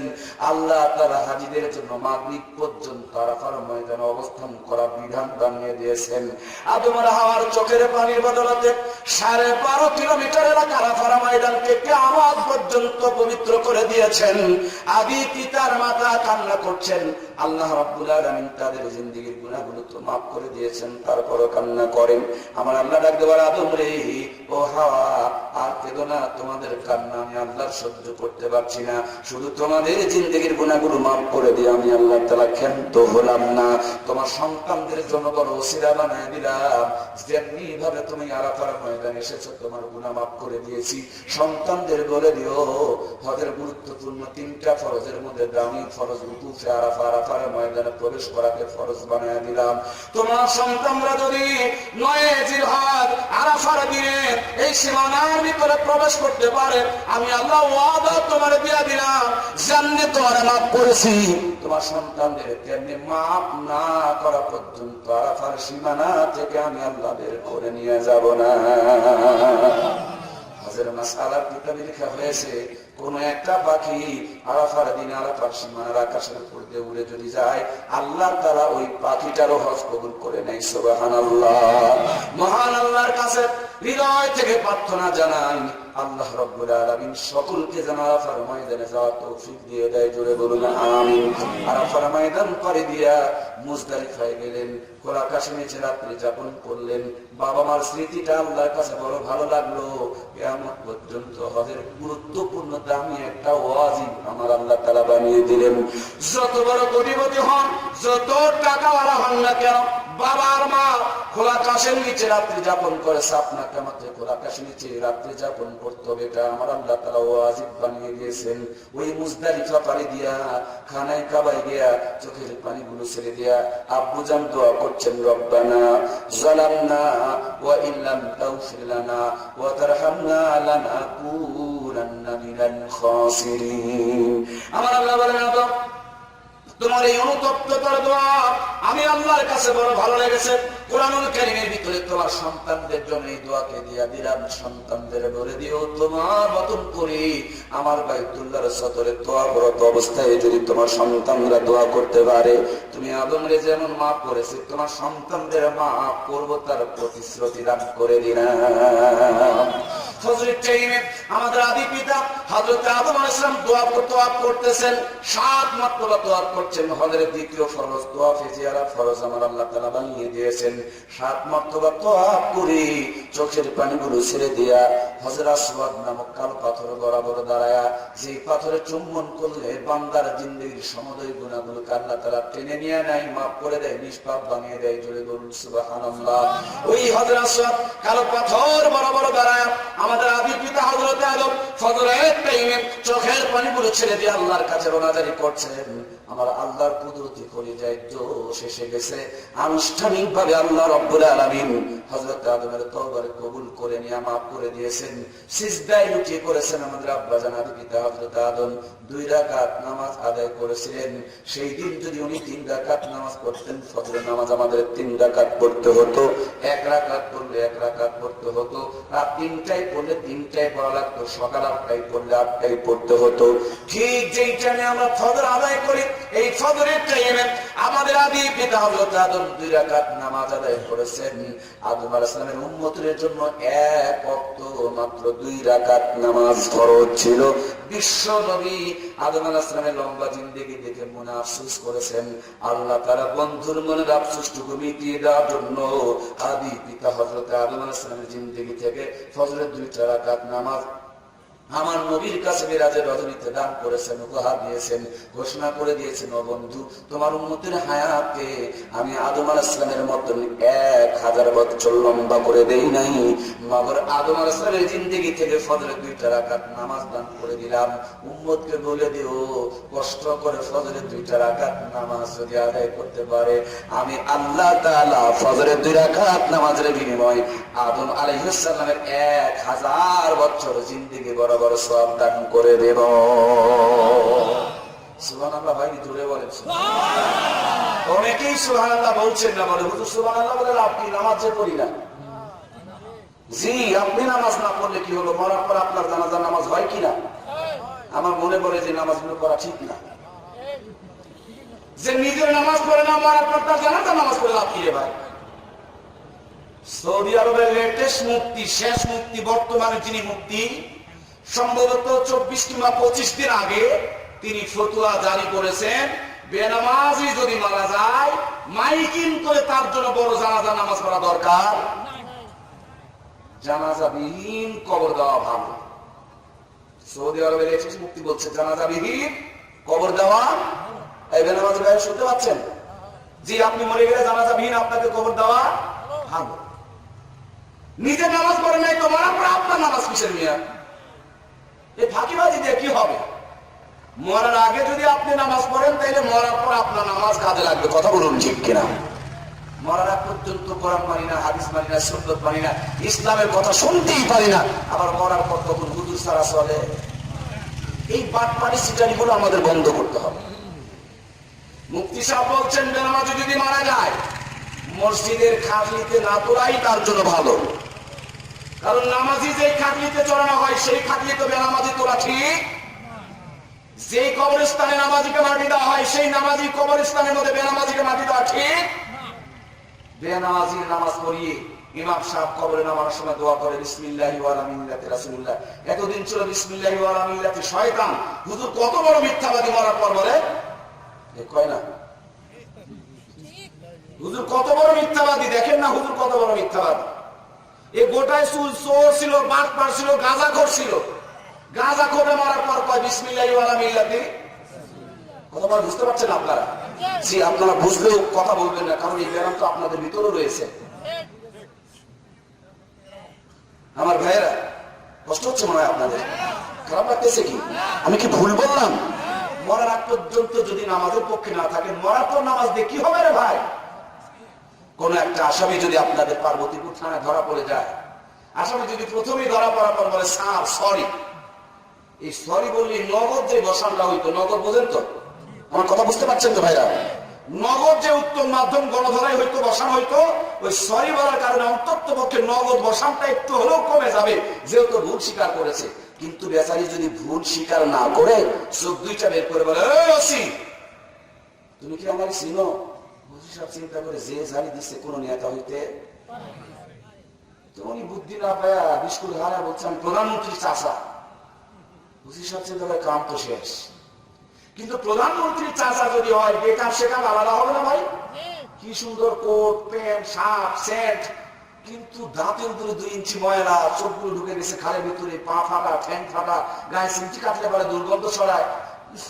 প্রধানমন্ত্রীর চাষা ওসি সাহেবের মনে হয় মোবাইল কানে লাগাইছে, প্রধানমন্ত্রীর ফোন দিয়েছে, ডাক দেখবে স্যার পার্বতীপুরে আপনার চাষা আসছে। পার্বতীপুর তো ধন্য হয়ে গেছে, কিন্তু বেচারিকে ফেন্সিল সহকারে ধরা গেছে। প্রধানমন্ত্রী কয়েক ওসি সাহেব মাথা কবে আবার খারাপ? কতদিন আগে আমার চাষা মরছে, কবরে খবর আছে না নাই, আবার চাষা পাইলো কোথায়? এবার ওসি সাহেবের আর বুঝতে বাকি নাই। প্রথমে বেচারি করছিল চুরি, মিথ্যা কথা বলার কারণে এখন করলো বাটপান। প্রথম ছিল অপরাধ একটা, মিথ্যা কথা বলার কারণে অপরাধ দয়া করে বলেন, জোরে বলেন। প্রথম পর্যায়ে যেরকম বসান হইতো, এই মিথ্যা কথা বলার পর বসান কি কমবে না বাড়বে? একটু বুঝে বলেন। হ্যাঁ আমার ভাইয়েরা, সে কথাই তো আমি বলতে চাই। মরার আগ পর্যন্ত নামাজ নাই, মরার আগ পর্যন্ত দাঁড়িয়ে দাঁড়িয়ে প্রসাব করবেন, মরার আগ পর্যন্ত খালি দাড়ি টুপিওয়ালাদের কেমনে ভুল ধরে ধরে তাদেরকে বিপদে ফেলবেন, এই ষড়যন্ত্র নিয়ে ব্যস্ত থাকবেন। আর মরার পর বিসমিল্লাহি ওয়া আলা মিল্লাতি রাসূলুল্লাহ এই মিথ্যা পরিচয় দেওয়ার কারণে কবরে গিয়া গুতানার বসানোর বৃদ্ধি পাবে। কথা বলুন ঠিক কিনা? বিসমিল্লাহি ওয়া আলা মিল্লাতি রাসূলুল্লাহ দোহাই যদি দিতে হয়, মরার পরে রিজিক মালকে দোহাই দেয়া কোনো লাভ নাই। কথা কি বোঝা যায়? লাভ, জোরে বলে লাভ। আমার সম্মানিত আমা জানেরা, মৃত্যুর আগ পর্যন্ত কিরণ মারা কটকটি পাখির জন্য জীবন দিয়া দিবেন, আর মরার পরে সব খুলে ফেলে দিয়া একবারে রাবিয়ায় বসরিয়ায় বাঙালিয়া নাই মনে হয় আমাদের দেশে। হাইরে যারা কথা বলে না তাহলে তাদের ভিতরেই ব্যারাম আছে। জোরে বলেন ঠিক কিনা? মরার আগ পর্যন্ত সব ঢাকা, আর মরার পরে এ টু জেড চকলেট মুড়ি দিয়া ঢাকা। ঢাকছে তো ঢাকছে, খাটলিতে রাখছে, উপর আবার চাদর দিয়া রাখছে। কেউ যদি কয় আমার খালাম না হয় একটু দেখবো, বলে না না না দেখা যায় নাই। মরার আগ পর্যন্ত নিজেই বের করে দেখায়, আর মারা পর করে দেখা যায়। কষ্ট পাইতেছে মনে হয়, যে সত্য কথা দিতাই লাগে। আমি এদিকে খুব আসা যাওয়ার সুযোগ হচ্ছে না, ভাই তো অনেক আগে বলে রাখছে, তার জন্য এসে পেরেছি। আমি ময়মনসিংহের দিকে যাই এখন, ওই দিকের মানুষ আমার নাম রাখছে ওয়াশ করা বক্তা, ওয়াজ না ওয়াশ। বুঝতে পারছেন তো ভাইরা? বুঝতে পারছেন তো? এই যে টিভি, ছবি, গান, নাটক, বাদ্য বাজনা, পাপ, পাপাচা, যাত্রা, থিয়েটার, মদ, গাঁজা, বন্ধু বান্ধব, আনন্দ উৎসব, ষড়যন্ত্র, চক্রান্ত, চেষ্টা, চর্চা, জি বাংলা, কিরণমালা, কটকটি পাখি, যত ভাইরাস ভিতরে ঢুকতেছে, ওয়াজ দিয়া লাভ নাই মহতারাম, ওয়াশ করতে হবে। কথা বলুন ঠিক কিনা? আগামী 10 দিন বক্তা আসবেন, তিনি আপনাদের ওয়াজ করবেন। আমার যদি পারমিশন দেন, তাহলে আমাদের বিমানের ফিল্টারে যে সমস্ত ভাইরাস ঢুকছে এগুলো একটু ওয়াশ করতে চাই। আপনারা কি রাজি আছেন ভাই? মন খারাপ করবেন না তো? চলেন দেখি কতদূর পর্যন্ত চলতে পারে। মরার আগ পর্যন্ত সুন্নত নাই, কোরআন নাই, ইসলাম নাই। রাস্তার পাশে দাঁড়িয়ে প্যান্টের চেন খুলে দিয়ে কি বেলজ্জার ভাই, পুকুরের মতন স্প্রে করে। আবার হুজুর দেখলে চুলকায়, অ্যালার্জি হয়। হুজুর দেখলে গান গায়, মনে বড় জ্বালারে, কয় না মনে বড় জ্বালারে পাঞ্জাবিওয়ালা। আল্লাহর কসম, পাঞ্জাবিওয়ালা দেখে যদি কারো মনে জ্বালা হয়, এটা নাস্তিক মার খামন। পাঞ্জাবিওয়ালা দেখলে মুসলমানের মনে জ্বালা নয়, শান্তি পয়দা হবে। কথা বলুন ঠিক কিনা? পাঞ্জাবি পড়তে পারো না, এটা একটা অপরাধ। পাঞ্জাবিওয়ালা দেখতে পারো না, এটা আরেকটা অপরাধ। আবার মরার পর পাঞ্জাবিওয়ালা ছেড়ে চলে না, সেটা আরেকটা অপরাধ। জীবন ভর দাঁড়িয়ে দাঁড়িয়ে প্রসাব করবা, যেটা কুলুপ পানি অনিবা না। সাহেব চলতেছে আর হুমাপুরি ফোরার মতন করতেছে, কাছে যাওয়া যায় না। ফোকরা দিচ্ছে আর দিচ্ছে, নিচে দিকে খোয়া যায়। এখন যে কি মশা জঞ্জাল চেপে গেল রে ভাই, এই দিক ছিড়া ওই দিক কাটা, শরীর বের করে যে যত দেখায় সেই নাকি নিজেকে ভদ্র মনে করে। আরে ভাই, এটার নাম যদি ভদ্রতা হয়, কুকুর দেখতে পাও না, কুকুর আসলে বের করে দেখায়, কুকুর তো বড় ভদ্র হয়ে গেল। খুলনা গিয়েছি, আমাদের গোপালগঞ্জ প্রধানমন্ত্রী এলাকা, গাড়ি থেকে আমিও নামছি আর ভদ্রলোক নামছে। গাড়ি ওই যে লকার আছে না ভাইজান, লকার থেকে ব্যাগ টানতে গিয়েছে, প্যান্টের পুঁট এত ছোট, পাঁচা থেকে প্যান্টে ফেলে গেছে।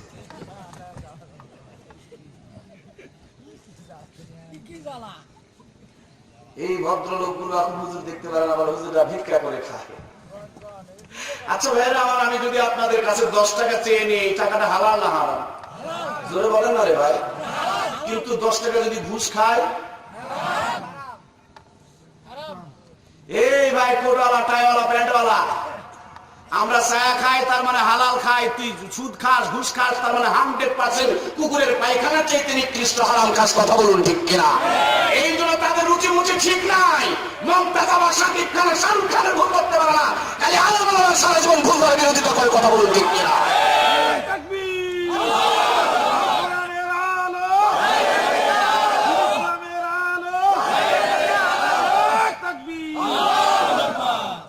কষ্ট পাচ্ছেন আপনারা? দুইটা কথা বলে নিই ফাঁক, মরার পরে পরিবর্তন নয় ভাইজান। আমার আম্মা জানেরা, সেই আদম আলাইহিস সালামের জামানা থেকে নিয়ে এই জামানা পর্যন্ত কাপড়ের কাপড় ছিল 5টা, তার মানে কাপড়ই তো 5টা। দুনিয়ার প্রথম মা পড়েছে মেয়েদের জন্য। সেই 5 পিস থেকে মাত্র কম ছিল 2 পিস। ছোটবেলাতে দেখছিলাম 3 পিস, রাত করে শুনলাম 1 পিস কমে গেছে, মানে 2 পিস। আবার কিছুদিন পরে জানলাম যে 8 পিস কমছে, তার মানে যেভাবে কমাকমি চলতেছে, ভবিষ্যতে তো কপালে বড় বিপদ রয়েছে। কথা বলুন ঠিক কিনা?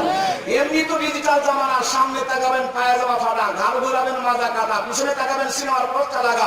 এখন সোনার বাংলা খালি আস্তাগফিরুল্লাহ, নাউজুবিল্লাহ, তওবা দিয়ে দখল হইছে। একটু আলহামদুলিল্লাহ বলার মতন কায়দা। মরার পরে খালি ফেরেশতাকে ফাঁকি দিয়া, ধোঁকা দিয়া জান্নাত দখল করে নিতে, তার জন্য পর্দা করলেন। ও পর্দা করে কবরে গুতান পাবে কোন জায়গায়? পর্দা যদি করতে হয় মরার আগে না পরে? জোরে বলেন। আমরা ডিজিটাল চিটার, আমরা বলছি মানে আমিও আপনাদের সাথে, আমাকে বাদ দিন না। ডিজিটাল বাটপার, ডিজিটাল শয়তান, ডিজিটাল আবু জেহেল। মরার আগে নয়, মরার পরে, যেটা কোরআনের বিরুদ্ধে, ইসলামের বিরুদ্ধে, দাড়ির বিরুদ্ধে, টুপির বিরুদ্ধে, পর্দার বিরুদ্ধে, সবগুলোকে টেনে নেয়া। এখন কোরআনওয়ালা, ইসলামওয়ালা, দাড়িওয়ালা, টুপিওয়ালাকে দিয়া একবার সুন্দর করে সফান সফা বড়ই পাতা কিংবা আপনার হচ্ছে নিমের পাতা দিয়া, নরম শরীরে গরম পানি দিয়া, হাবিব সাবান দিয়ে গোসল করায় দেয়। এই 60 বছর বয়সে জীবনেও কোনোদিন ফরজ গোসল আদায় 60 বছরের না পাক, মরার পর এখন হুজুরের দায়িত্ব দিচ্ছে পাক করো। বুঝতে পারেননি মনে হয়? 60 বছরে নিজে কোনোদিন পাক হয়নি। এই 60 বছরে না পাককে এখন মরার পর বড় হুজুরের দায়িত্ব হলো পাক বানাও। হাবিব সাবান দিয়ে কিয়ামত পর্যন্ত গোসল করলে ওর ভিতরে না পাকি যাবে না। কথা বলেন ঠিক কিনা? নিজে আগে পাক হওয়া লাগবে, তারপরে বড় হুজুরের গোসল দিলে কাম হবে। মরার আগ পর্যন্ত বিড়ি সিগারেটের জন্য জীবন দিয়ে দেয়, মরার পরে এখন প্যান্ট খুলে নেয়, শার্ট খুলে নেয়, বিড়ি সিগারেট বের করে নেয়, যেন ফেরেশতা বুঝতে না পারে। কথা কি বুঝতে পারছেন আমার ভাইয়েরা? এগুলো সহকারে কবরে দিলে ভূতান্তি দিবে না ফেরেশতারা? এখন কত বড় সিটার, এগুলো বের করে নেয়, দিয়া সুন্দর করে মুসলমান বানায় দেয়, মুসল্লি সাজায় দেয়, আতর দিয়ে দেয়, সুরমা দিয়ে দেয়। যতই আতর সুরমা দিয়ে দেন, কাম হবে না। আরে ভাই, মরা মালের আতর সুরমা দিয়ে কাম হবে না। মরা আগে যদি আতর সুরমা ব্যবহার করি তাইলে কাজে লাগবে। কথা বলুন ঠিক কিনা? সম্মানিত প্রাণের ভাইয়েরা আমার, আমি আপনাদের খেদমতে বলছিলাম নামাজ। আমাদের আদি পিতা তিনি এখানে আসলেন, আম্মা জান ওখানে আসলেন। 350 বছর পর দুইজন একত্রিত হইলেন, তাদের থেকে স্মৃতি শরীফ স্বরূপ ফজরের 2 রাকাত নামাজ পাইলাম। সেই মুসলমান এখন নামাজ ভালো লাগে না। ফেসবুক আর ইন্টারনেট, এই যে কি জ্বালা রে! যত ইয়ং বয়সের ছেলে নিয়ে হাতে দেখবেন ছোট মোবাইল নয়, ও যদি 1.5 হাত হয় মোবাইল ফোন মনে হয় তার সাথে একটু বড়ই হবে। বই নাই, খাতা নাই, কলম নাই, কিছুই নাই, কিন্তু মোবাইল ছাড়া স্কুলে যেতে রাজি। মোবাইল রয়েছে, চলতেছে চ্যাটিং, টেসিং, আরো কত কি যে বের হয়েছে। রাত 10টার পর যদি বলেন বাবা একটু পড়ো না, পড়ো সামনে পরীক্ষা, বলে না, ঘুম ধরে। কেমন ঘুম ধরে? রাত 12টার সময় হঠাৎ করে ডাকবে, বলে সলিমুদ্দিন, এক ডাকে উত্তর দিবে জি। তার মানে ঘুমায়নি, এই অ্যাপের ভিতরে ঢুকে ঢুকে। কথা মনে বুঝতে পারছেন না? অ্যাপের বাইরে যেটা দেখা যায়, ভিতরে যেটা দেখে নিশ্চয় এই অ্যাপের বাইরের চাইতে ভিতরে আরো জঘন্য খারাপ দেখে। কথা বলেন ঠিক কিনা? 12টা পর্যন্ত যেটা দেখে, 12টার পর একটু ঘুম ধরে। রাত্রিবেলা ফুটবল যদি দিনের প্লেয়ার ফুটবল খেলা দিনের বেলা খেলে, রাত্রিবেলা দেখবেন ফুটবল খেলা স্বপ্নে দেখে। ক্রিকেটের প্লেয়ার রাত্রিবেলা ক্রিকেট খেলা স্বপ্নে দেখে। বউ আর স্বামী ঘুমায় আছে, এমন জোরে জোরে হাত দিয়ে ঝটকা মারছে, বউটা নিচে গিয়ে পড়ে গেছে। তুমি মারলা? বলে না মারিনি তো, আমি তো ছক্কা মারছি। মানে দিনে ছক্কা যদি মারে, রাত্রে ছক্কা মারা স্বপ্ন দেখে। আমার ভাইয়েরা, 12টা পর্যন্ত যে আল্লাহর বান্দা ল্যাপের ভিতরে মোবাইল দেখলো, 12টার পর যখন ঘুম ধরলো, অটোমেটিকই ওই প্র্যাকটিস তখন ঘুমের মধ্যে স্বপ্নের মধ্যে চলতেছে। হঠাৎ করে দেখবেন সকালবেলা কাপড় নষ্ট। শরম পাইলেন তাই না? আমরা গেলে তো কেউ নাই, তার জন্য বললাম। বাইরে কেউ আছে নাকি? তো আমরা নিজেদের দুটো সমস্যার কথা বলবো, সমস্যা দিলে ভাই। এখন এই করতে করতে যুবকের অবস্থা এখন গুড়ার চাইতে বেশি খারাপ। কথা বলেন ঠিক কিনা? গোটা দেশ হারবারের পোস্টার দিয়ে ছেড়ে গেছে। আরে ভাই, উপরে যদি ধোঁয়া দেখা যায় তাহলে বুঝে নিতে হবে নিচে আগুন আছে। গোটা দেশটা যে হারবারের পোস্টার ছেড়ে গেছে, এই হারবারের পোস্টারই বলতেছে যুবকের কাম সারা হয়েছে। কথা বলুন ঠিক কিনা? যুব সমাজকে পুঙ্গুত্বের পথে দান টেনে নিয়ে বসানো হয়েছে। আবার যুবকরা ভেলকে ধরে এমন পোশাক পরে গো দাদা, পায়ের নিচে ঝাড়ু দেওয়া হয়, ঝাড়ু দেওয়া হয়, ঝাড়ু দেওয়া। এটার নাম বলে ভদ্রতা। আমার প্রাণে ভাইয়েরা, এদেশের মানুষেরা, আমরা কোরআন হাদিস নিয়ে গবেষণা করার সুযোগ পায় না। আমার নবী হাদিস শরীফের মধ্যে বলেছেন, মা আসফালা মিনাল কাবাইনি মিনাল ইজারি ফিন্নার। টাকনুর নিচে যে অংশ পায়জামা অথবা লুঙ্গি দ্বারা ঢাকা থাকবে, ওটা জাহান্নামের মধ্যে যাবে, দোজখের মধ্যে যাবে। ফ্রান্সের একদল বড় বড় ডাক্তার আমার নবীর ক্ষুদ্র এই ছোট্ট হাদিস নিয়ে গবেষণা শুরু করে দিলেন। টাকনুর ভিতরে কি রয়েছে, মানুষের পায়ের টাকনুতে কি রয়েছে, কেনই বা আমার নবী টাকনুটাকে ঢেকে রাখতে নিষেধ করেছেন? যদি কেউ ঢেকে রাখে তাহলে এত বড় শাস্তি আর আযাবের কথা কেন বলা হয়েছে? মানুষের পায়ের টাকনু খুলে নিয়ে কম্পিউটারের ভিতরে দিয়া, ল্যাবরেটরিজের ভিতরে দিয়া নানান ভাবে পরীক্ষা নিরীক্ষা করে দেখেন। বন্ধুরা আমার, এই যে বর্তমান ডিজিটাল জামানা, সৌর বিদ্যুৎ আবিষ্কার হয়েছে, সোলার আবিষ্কার হয়েছে, বন্ধুরা আমার প্যানেল আবিষ্কার হয়েছে উপরে, ছাদের উপরে দেখবেন সৌর বিদ্যুতের সোলারটা থেকে যায়, তার দিয়া নিচের দিকে বাল্বগুলো লাগানো থাকে। ওই সোলারে যত রোদ বাতাস লাগবে দেখবেন বাল্বের ততই আলোটা বেড়ে যাবে। আমার আল্লাহ রাব্বুল আলামিন প্রত্যেকটা পুরুষের যৌন শক্তির সোলার তার টাকনুর ভিতরে লাগায় রেখে দিয়েছেন। এই যৌন শক্তির সোলার পুরুষের টাকনুটা যত ফাঁকা থাকবে, রোদ আর আলো বাতাস লাগবে, আমার আল্লাহ তাআলা সেই পুরুষের তত যৌন শক্তির পাওয়ার বাড়িয়ে দিবে। সম্মানিত প্রাণের ভাইরা, আজ মুসলমানের ঘরে জন্ম নিয়ে কোরআন মানি না, সুন্নতের বিধানগুলো মানি না। আমার ভাইরা, আমি আপনাদের খেদমতে বলছিলাম, নামাজকে নিয়ে আলোচনা করছিলাম। ফজরে 2 রাকাত নামাজ, আদি পিতা হযরত আদমের স্মৃতি। শুধুই যদি 2 রাকাত নামাজ একটু মহব্বতের সঙ্গে ঠান্ডা পানিতে ওযু করে শ্রদ্ধার নিবেদিত প্রাণ হয়ে আদায় করতে পারেন, মাত্র ফজরের 2 রাকাত নামাজের বিনিময়ে আমার আল্লাহ তাআলা আদম আলাইহিস সালামের 1000 বছরের জিন্দেগির সওয়াব দান করে দিবেন। যদি আপনি আমি রাত দিকে ঘুমাই, কিন্তু দেখবেন ঘরের মুরগিগুলো পর্যন্ত ঘুম পারে না। ওই মুহূর্তে মুরগিগুলো কুকুরু কুকুরু করে বলে আমার আল্লাহর শিকির কশিকার করে। ভাই আমার নবী আমার মেরাজে গিয়া বিশাল বড় একটা মোরগ দেখে হযরত জিবরাইলকে জিজ্ঞেস করলেন, ভাই জিবরাইল, এত বড় মোরগ আমার আল্লাহ তাআলা বানিয়ে রেখেছেন কেন? আল্লাহর পয়গম্বরকে হযরত জিবরাইল বলেন, ইয়া রাসূলুল্লাহ, ইয়া হাবিবাল্লাহ, এটা তো মোরগ নয় গো নবীজি, বিশাল বড় একটা ফেরেশতাকে আল্লাহ তাআলা মোরগের আকৃতি দিয়ে রেখে দিয়েছেন। প্রতিদিন ফজরের টাইমে মোরগটা যখন আরশাদিন থেকে বলেন সুবহুন কুদ্দুসুন রব্বুনা ওয়া রব্বুল মালাইকাতু ওয়ার রূহ, তো ওই মোরগের সঙ্গে কণ্ঠ মিলায়া দুনিয়ার মোরগগুলো বলেন সুবহুন কুদ্দুসুন রব্বুনা ওয়া রব্বুল মালাইকাতু ওয়ার রূহ। নগর কানের ভিতরে ইয়ারফোন ঢুকায়া গান শুনে শুনে এখন কানের পাওয়ার আমাদের নষ্ট হয়ে গেছে।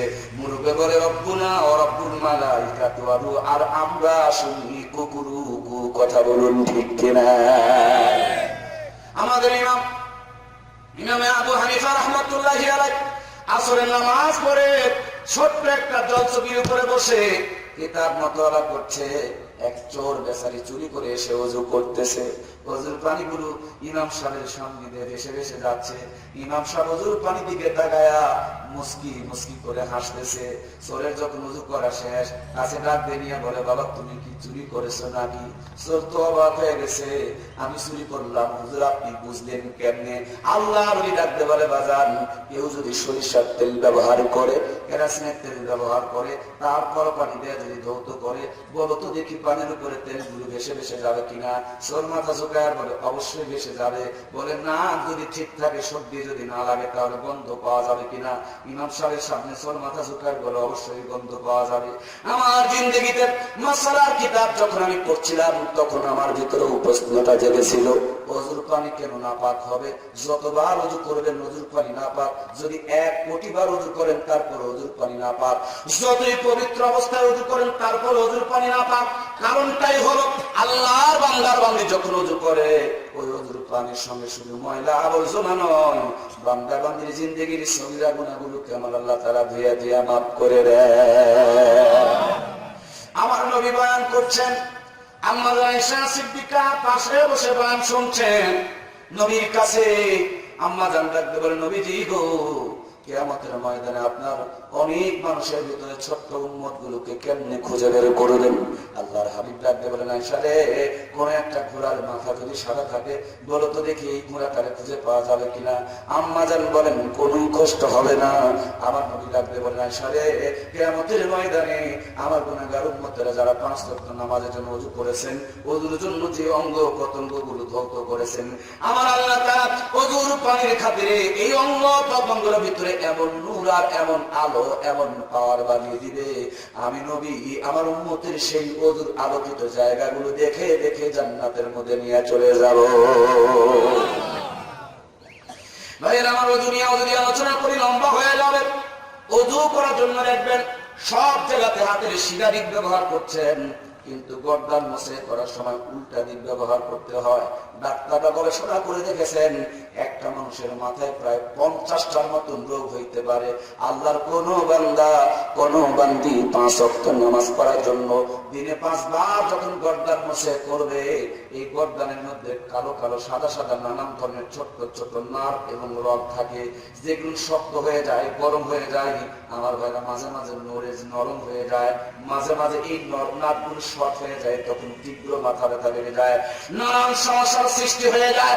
আল্লাহর কোন বান্দার বান্দি 5 ওয়াক্ত নামাজের জন্য যখন ওযু করবে, হাতের সিধা দিক ব্যবহার হয়, উল্টা দিকে পানি লেগে লেগে ঠান্ডা হয়ে যায়। যখন গর্দান ওই ঠান্ডা দিকটা ঠেকে ধরবে, আল্লাহ তাআলা মরার আগ পর্যন্ত মাথার 50টা রোগ থেকে বান্দারে মুক্তি দান করে দিবে। সম্মানিত প্রাণের ভাইয়েরা, সেই নামাজ থেকে এখন মুসলমান বহুত দূরে, সে ওযু শীতের ভয় আর করতে যায় না। আল্লাহর হাবিব সাল্লাল্লাহু আলাইহি ওয়াসাল্লাম বলেন, ফজরের 2 রাকাত নামাজ মানে আদম আলাইহিস সালামের জিন্দেগি বরাবর সওয়াব। মুয়াজ্জিন যখন আযান দেয়, আমার ভাইরা আপনার আমার ঘুম ছাড়তে চায় না, কিন্তু গাছের পশু পাখিগুলো এই শীতের মধ্যে দেখবেন কিচির মিচির করে। পশু পাখি তো কিচির মিচির করে না, পশু পাখি তার ভাষায় ডাকতে বলে, ওঠো মুমিন মুসলমানো, ঘুমায় না। আর আমরা পশু পাখি জিকির করি, জিকির মাওলার। আমরা পশু পাখি জিকির করি, জিকির আল্লাহর। জোরে বলুন মারহাবা। আমার প্রাণের ভাইয়া, দেখবেন মুয়াজ্জিন যখন আযান দেয়, ছায়ের পাড়ার কুকুরটা গায়ের ছাইগুলো ছেড়ে দিয়া উপরে মুখ করে উ উ বলে চিৎকার করে। কুকুর তো বলে না, কুকুর তার মালিকের শুকরিয়া আদায় করে। কথা বলুন ঠিক কিনা?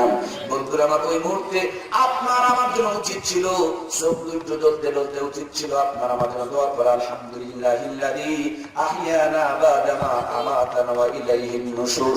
কিন্তু দুর্ভাগ্যের মুসলমান, কুকুরের ঘুম ভাঙে নগর, আমাদের ঘুম ভাঙে না। কুকুরের ঘুম ভাঙে যদি সকাল 6টায়, আমরা ডিজিটাল ভদ্রলোক, তার জন্য আমাদের লাস্টিং পাওয়ার আরো 3 ঘন্টা বেশি। তার মানে আমাদের ঘুম ভাঙে সকাল, হিসাব কি আপনারা জানেন না?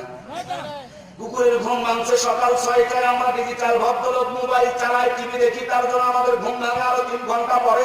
তার মানে কয়টায়?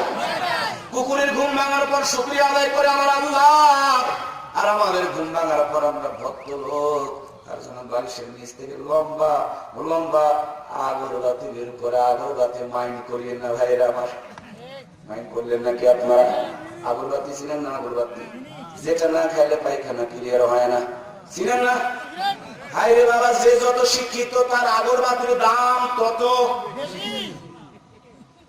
কুকুর ঘুম থেকে উঠে শুকরিয়া আদায় করে আল্লাহ, মোরগ ঘুম ভাঙার পর শুকরিয়া আদায় করে আল্লাহ, পশু পাখি ঘুম থেকে উঠে শুকরিয়া আদায় করে আল্লাহ। কেবলমাত্র শুধুমাত্র একমাত্র আশরাফুল মাখলুকাত, সৃষ্টির শ্রেষ্ঠ জীব হইয়া মুসলমানের ঘরে জন্ম নিয়া 11টা 9টা 8টার সময় ঘুম থেকে জাগ্রত হয়, আল্লাহর নামটা স্মরণ করার মতন তার উপায় নাই। উচিত ছিল বলবে আলহামদুলিল্লাহিল্লাযী আহইয়ানা বাদা মা আমাতানা ওয়া ইলাইহিন নুশুর। কিন্তু দুর্ভাগ্য, ঘুম থেকে ওঠা মাত্র বালিশের নিচ থেকে আগরবাতি বের করে।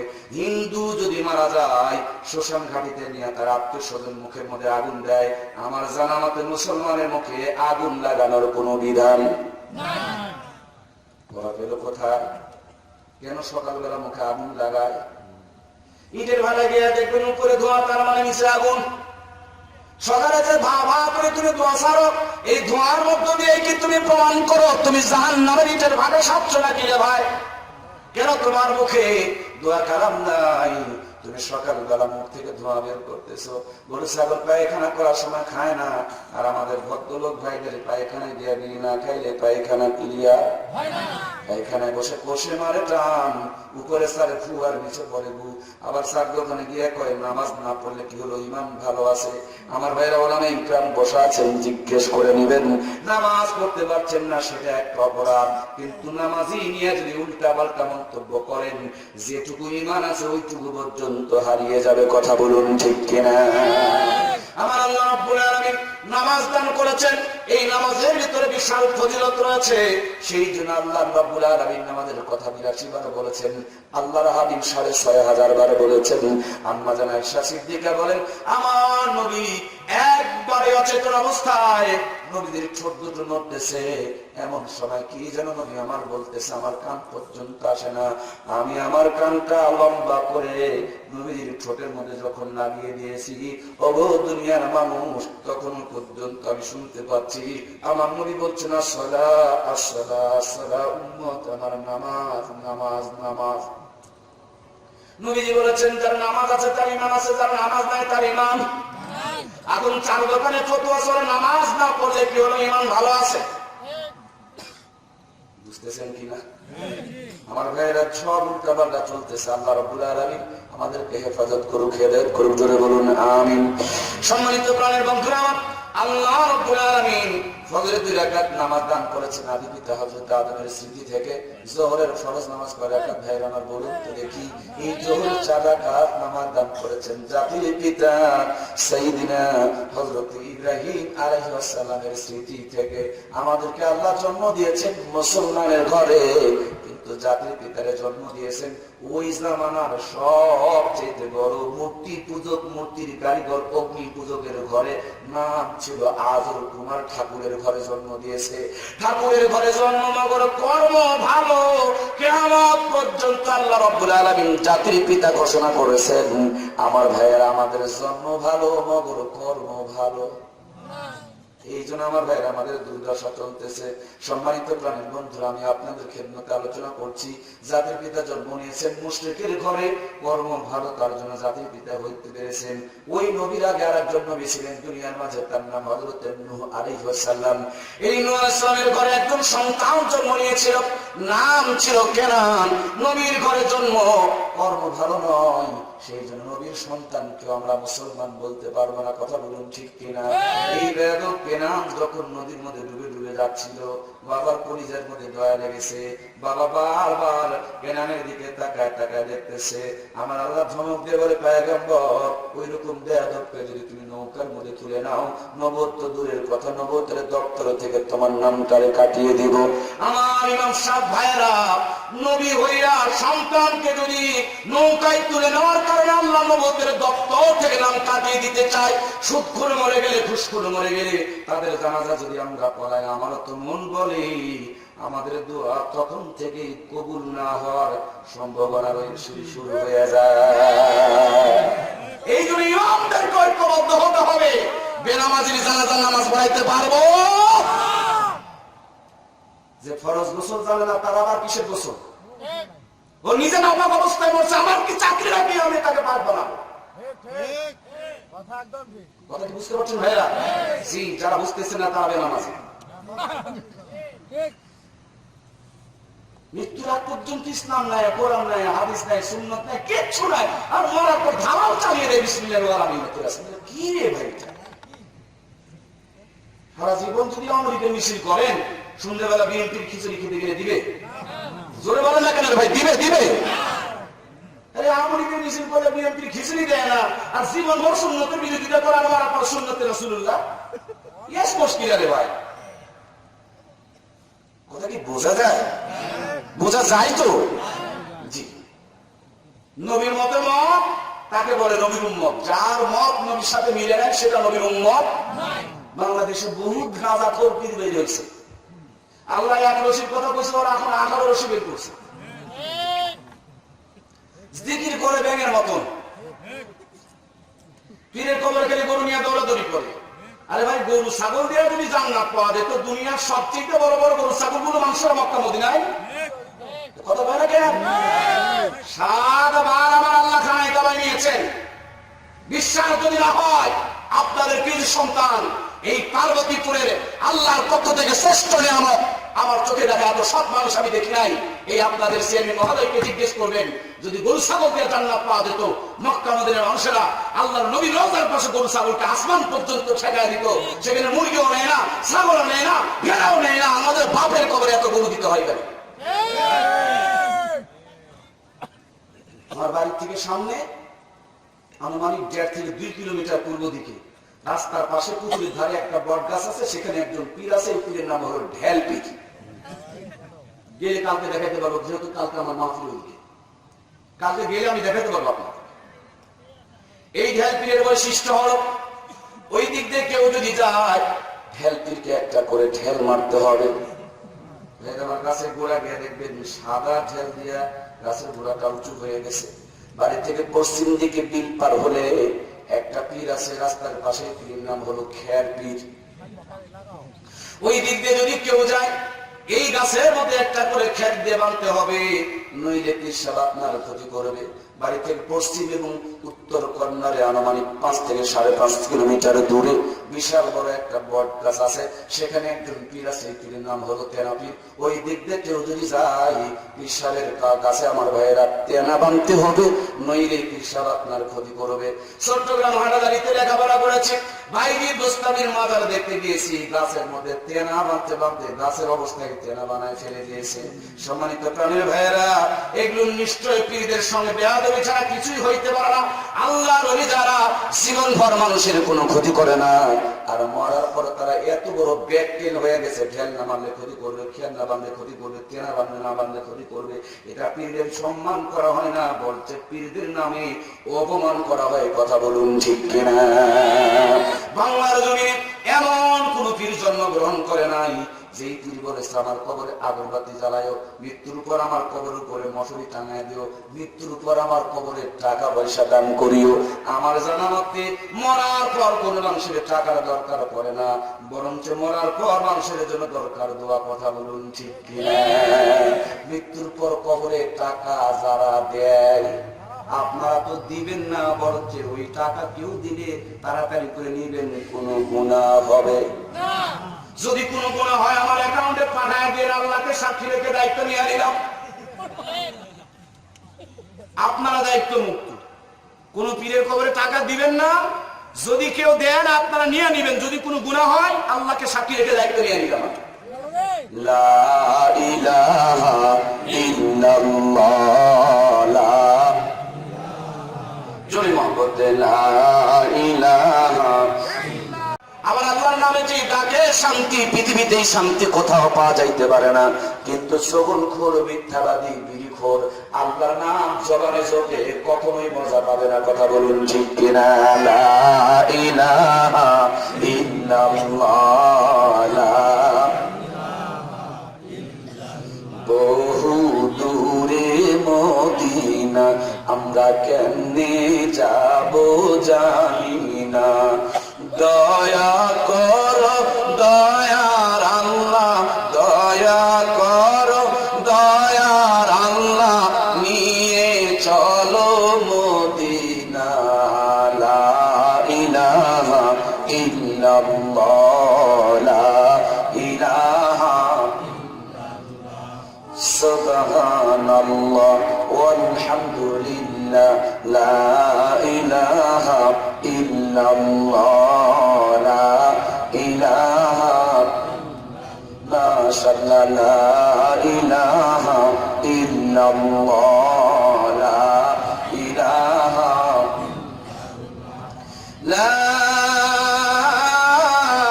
ইলাহা ইল্লাল্লাহ মুহাম্মাদুর রাসূলুল্লাহ। আমার সম্মানিত ভাইয়েরা, ফজরের 2 রাকাত নামাজ আদির পিতা হযরত আদম আলাইহিস সালামের স্মৃতি থেকে আমার আল্লাহ রাব্বুল আলামিন দান করেছেন। যোহরের ফরজ নামাজ 4 রাকাত জাতির পিতা সাইয়েদনা হযরত ইব্রাহিম আলাইহিস সালামের স্মৃতি থেকে আমার আল্লাহ তাআলা দান করেছেন। আমরা জন্ম নিয়েছি মুসলমানের ঘরে, কিন্তু কর্ম আমাদের ভালো নয়। জাতির পিতা জন্ম নিয়েছেন সেই জামানার সবচেয়ে বড় মুশরিকের ঘরে, অগ্নি পূজকের ঘরে, কিন্তু জন্ম ভালো মানুষের ঘরে না হলেও কর্মটা ভালো করতে পেরেছেন। কিয়ামত পর্যন্ত আমার আল্লাহ তাআলা ঘোষণা করে রেখেছেন, মিল্লাতা আবিকুম ইব্রাহিম হুয়া সাম্মাকুমুল মুসলিমিন। আকে লুৎফে খেশরা ইজহার কদ বাকলিল আসনার রা গুঞ্জার কদ সুয়েউ খস বিকেতে রমদা ফতা বাশায়ে কার কিফায়ত সাফতা আকে আদা রব দরিয়া বরকুশিদ না করা আজ সঙ্গে খারা বরকুশিদ সোয়ে নায়ের কাদিরে কাইয়ুম কদ বরকুফে দাউদ রাহিম। আমার ভাইয়েরা, জাতির পিতা হযরত ইব্রাহিম আলাইহিস সালাম তিনি মূর্তি পূজকের ঘরে, অগ্নি পূজকের ঘরে জন্ম নেওয়ার পর কর্ম ভালো করতে পেরেছেন। আল্লাহ কিয়ামত পর্যন্ত জাতির পিতা তার উপরে দান করেছেন। প্রবলেম কি ভাইজান? কোথায় সমস্যা? লাইটিং এর প্রবলেম কোথায়? বাইরে তো লাইট আছে, ভিতরে নেই কেন? জি, দ্রুত সব ঠিক রাখতে হবে।